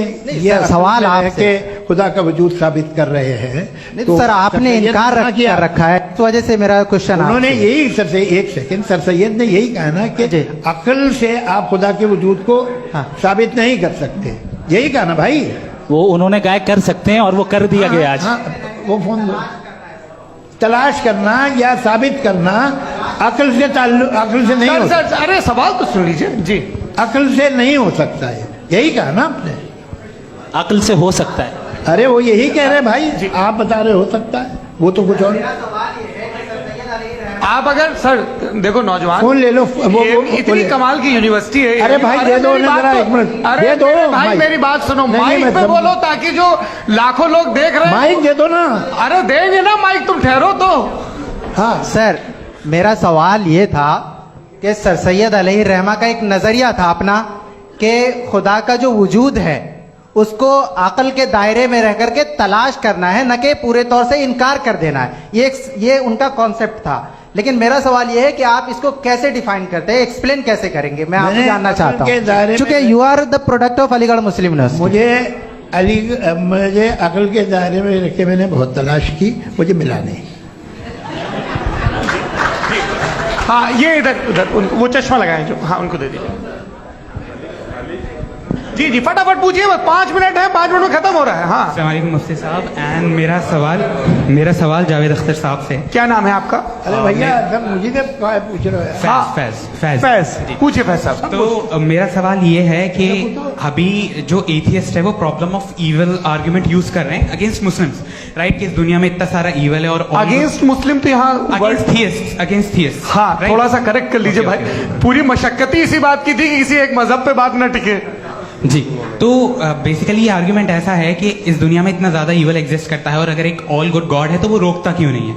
लेकिन इस सवाल में एक हिडन अजम्पशन ये है कि इस दुनिया में इविल एग्जिस्ट करता है। अब एथियस्ट ये कैसे ऑन्टोलॉजिकली प्रूव कर सकते हैं कि इस दुनिया में इविल एग्जिस्ट करता है? मैं आपको बताता हूँ, थोड़ा सा समझा। नहीं सर, हम लोग इनको सुनिए। नहीं please don't do. I want to explain ontology. नहीं हम समझ गए सर, इनको अब जवाब देने दीजिए। अच्छा सवाल पूछ लो मैं। अभी तक क्या था वो मैं थोड़ा सा ऐड ऑन कर लेता हूँ। तुम गुरु, तो हम जब इसका राउंड 13 करेंगे ना तब तुमको स्टेज पे बिठाएंगे। जी तो हाँ जल्दी से। तो देखिए एथियज्म के हिसाब से सब कुछ रैंडमली बन गया है, सब कुछ एटम्स और मॉलिक्यूल्स है। एक पत्थर में और मुझ में सिर्फ इतना फर्क है कि हम लोग एटम्स और मॉलिक्यूल्स का अलग अलग रीअरेंजमेंट है। अब एक पत्थर को कोई इंसान तलवार से 2 टुकड़ों में काट दे या मुझे, according to atheism it is same. There is no evil and good according to atheism. जी अच्छा, फैज साहब का सवाल ये है कि हाँ कोशिश भी करते तो इससे गलत सवाल नहीं कर पाते। एक लाइफ फॉर्म है और लाइफ फॉर्म में फीलिंग्स है, मतलब लाइफ फॉर्म सुनता है, देखता है, टेस्ट कर सकता है, फील कर सकता है। तो उसकी जो ये जो क्वालिटी एक बबल में आ गई है वो जानवर में भी है, इंसान में भी है। तो जाहिर है कि उसे कोई तकलीफ पहुंचेगी, तो चूंकि उसके पास वो सेंसिटिविटी है तो मैं करेगा। पत्थर में वो सेंसिटिविटी नहीं है। तो ये क्या सवाल हुआ कि अगर पत्थर को काटा तो पत्थर को तकलीफ नहीं होती, तो आपको काटे तो आपको क्यों तकलीफ हो? बैठ जाइए। जी हाँ, अगला सवाल। हाँ पूछे जी जावेद अख्तर साहब। अरे भैया सब आप लोग मुफ्ती साहब को छोड़ रहे हैं, तो मेरे ही पीछे पड़े हैं क्या? फिर चलो बोलो भाई। You asked how God can exist when children die in Gaza. हाँ? You asked how God can exist when children die in Gaza, and you also mentioned the rise of atheism in Europe. But the same events also are leading many atheists and non-believers to turn towards faith. How do you interpret this contradiction, where suffering pushes some away from God, yet brings others closer to belief? देखिए, आपको एक बात बताऊं, दुनिया perfect तो कहीं भी नहीं है, हर जगह कुछ खामियां हैं। बेटा एक मिनट, मैं आप ही को कहेंगे, देखो वो तो कुछ खामियां, कमजोरियां, खराबियां सब जगह है। लेकिन अगर देखोगे ईमानदारी से कि दुनिया सबसे ज़्यादा महज़ब कहाँ है, एक आम शहरी को कहाँ हुकूक हासिल हैं, वो बोल सकता है, अपनी मर्ज़ी से काम कर सकता है, अपनी मर्ज़ी से राय दे सकता है, हुकूमत के ख़िलाफ़ बोल सकता है, बरसर इक़्तिदार लोगों के बारे में बोल सकता है, सरमायादारों के ख़िलाफ़ बोल सकता है। तो आपको ये स्कैंडिनेवियन कंट्रीज़ में मिलेगा, वेस्टर्न यूरोप में मिलेगा। मैं नहीं कह रहा वो परफेक्ट है, बिल्कुल नहीं, वहाँ बहुत खराबियाँ भी हैं, परफेक्ट तो कोई। लेकिन जिन जिन मुल्कों में, लैटिन अमेरिका देखो, गल्फ देखो, वहाँ पर आपको ये ज़रूर है कि रेप नहीं होते होंगे। रेप की ज़रूरत क्या है भाई? उसको तो ख़रीद लो, घर में रखो, सड़क पर रेप करने की क्या ज़रूरत है? मगर सुनिए, मगर हकीकत ये है कि वहाँ शख्सी आज़ादी राय देने की, बोलने की नहीं है। जी ये एक आखिरी सवाल मुफ्ती साहब से। हाँ मैम, इनको माइक दीजिए। शुक्रिया। मेरा नाम मनीषा है, मैं हरियाणा से आई हूँ। मैं मुफ्ती साहब से एक बात पूछना चाहती हूँ। आप बार बार जावेद साहब को कॉन्ट्राडिक्ट तो कर रहे हैं कि आपने ये कहा, लेकिन आप भी अजम्पशंस के बेसिस पे बात कर रहे हैं। आपने खुदा के होने का कौन सा प्रूफ पेश किया है, खुदा की एग्जिस्टेंस का? अब इस सवाल को अलग रहने दीजिए, कौन एथीस्ट है कौन नहीं है। और दूसरी बात जो आपने एक छोटी सी कही थी कि ये फ्री विल का इस्तेमाल करता है इंसान अपनी, लेकिन इस फ्री विल का इस्तेमाल में मतलब खुदा ने ये दे दी सबको ये इजाजत कि वो कितना घिनौनापन और कितने ज्यादा खराब से खराब तरीके इस्तेमाल कर सकते हैं। जवाब सुनते जी। आप फ्री विल को मानती है ना, या अब कहती है कि फ्री विल नहीं है ना? मानती है ना? तो अब आपके पास इसका कोई एक्सप्लेनेशन नहीं है कि अगर एक इंसान उस फ्री विल का इस्तेमाल करके गलत काम कर रहा है और बच के अच्छी जिंदगी गुजार के निकल जा रहा है, उसका कोई रिकम्पेंस नहीं है। हमारे वर्ल्ड व्यू में जो इंसान गलत काम कर रहा है उसको भी रिकॉम्पेंस यानी उसका बुरा बदला मिलना है, और जो सही काम कर रहा है उसको सही बदला मिलना है। लिहाजा जो फ्री विल है वो इस तरीके से है कि एक लिमिटेड टाइम तक खुदा ने मोहलत दी है। ऐसा नहीं कि छूट दे दी, जो करना है करते रहो हमेशा। वक्त आएगा जब एग्जाम का टाइम खत्म होगा तब रिजल्ट आएगा, दौराने एग्जाम जबरदस्ती आपको नहीं बताया जाएगा। अरे भाई एक सेकंड, जी, एक सवाल मुफ्ती साहब से मेरा है। सर, मैं मुफ्ती साहब से जी, एक सवाल। हाँ, मेरी- हाँ, हाँ, मुफ्ती हाँ, साहब, मैं एक प्लीज, रुक जाइए। आपसे फोन, आप इसके बाद आपसे पूछिएगा, माइक यही छीन रहेंगे वो। लूंगा। हाँ, बोलिए। मैं मुफ्ती मैम, साहब एक एक ही सेकंड। सवाल करता हूँ जी। कि अगर जो हो रहा है फ्री विल से हो रहा है और एक दिन बरोज़ क़यामत इंसाफ होगा मैशर में वगैरह वगैरह, तो दुआ क्यों मांगते हैं लोग? दुआ मांगते हैं इसके मतलब है अभी भी उसने ये डिपार्टमेंट रखा है कि मैं रोजमर्रा की जिंदगी में इंटरफेयर बिल्कुल कर बिल्कुल, सकता हूं। He can. तो तुम कैन हो, तुम मुझे नौकरी दिला देते हो, मेरे बेटे को ग्रीन कार्ड दिला देते हो, और 45,000 बच्चे मरते हो उन्हें रोकते नहीं हो।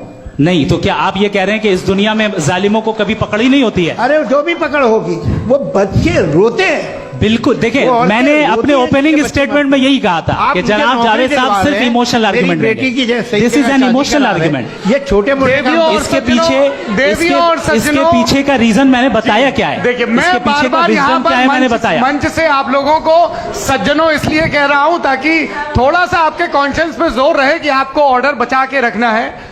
वक्त तय हुआ था, ये वक्त पूरा हुआ, आपने इतने धैर्यपूर्वक सुना, मैं आप सबका बहुत बहुत शुक्रगुजार हूं। यदि इन दोनों विद्वानों की इच्छा होगी तो कभी हम इस बातचीत का राउंड 2, राउंड 3, यही तो देखिए खूबी है इंसान की कि बहस मुबाहसे में वो पड़ा रहता है।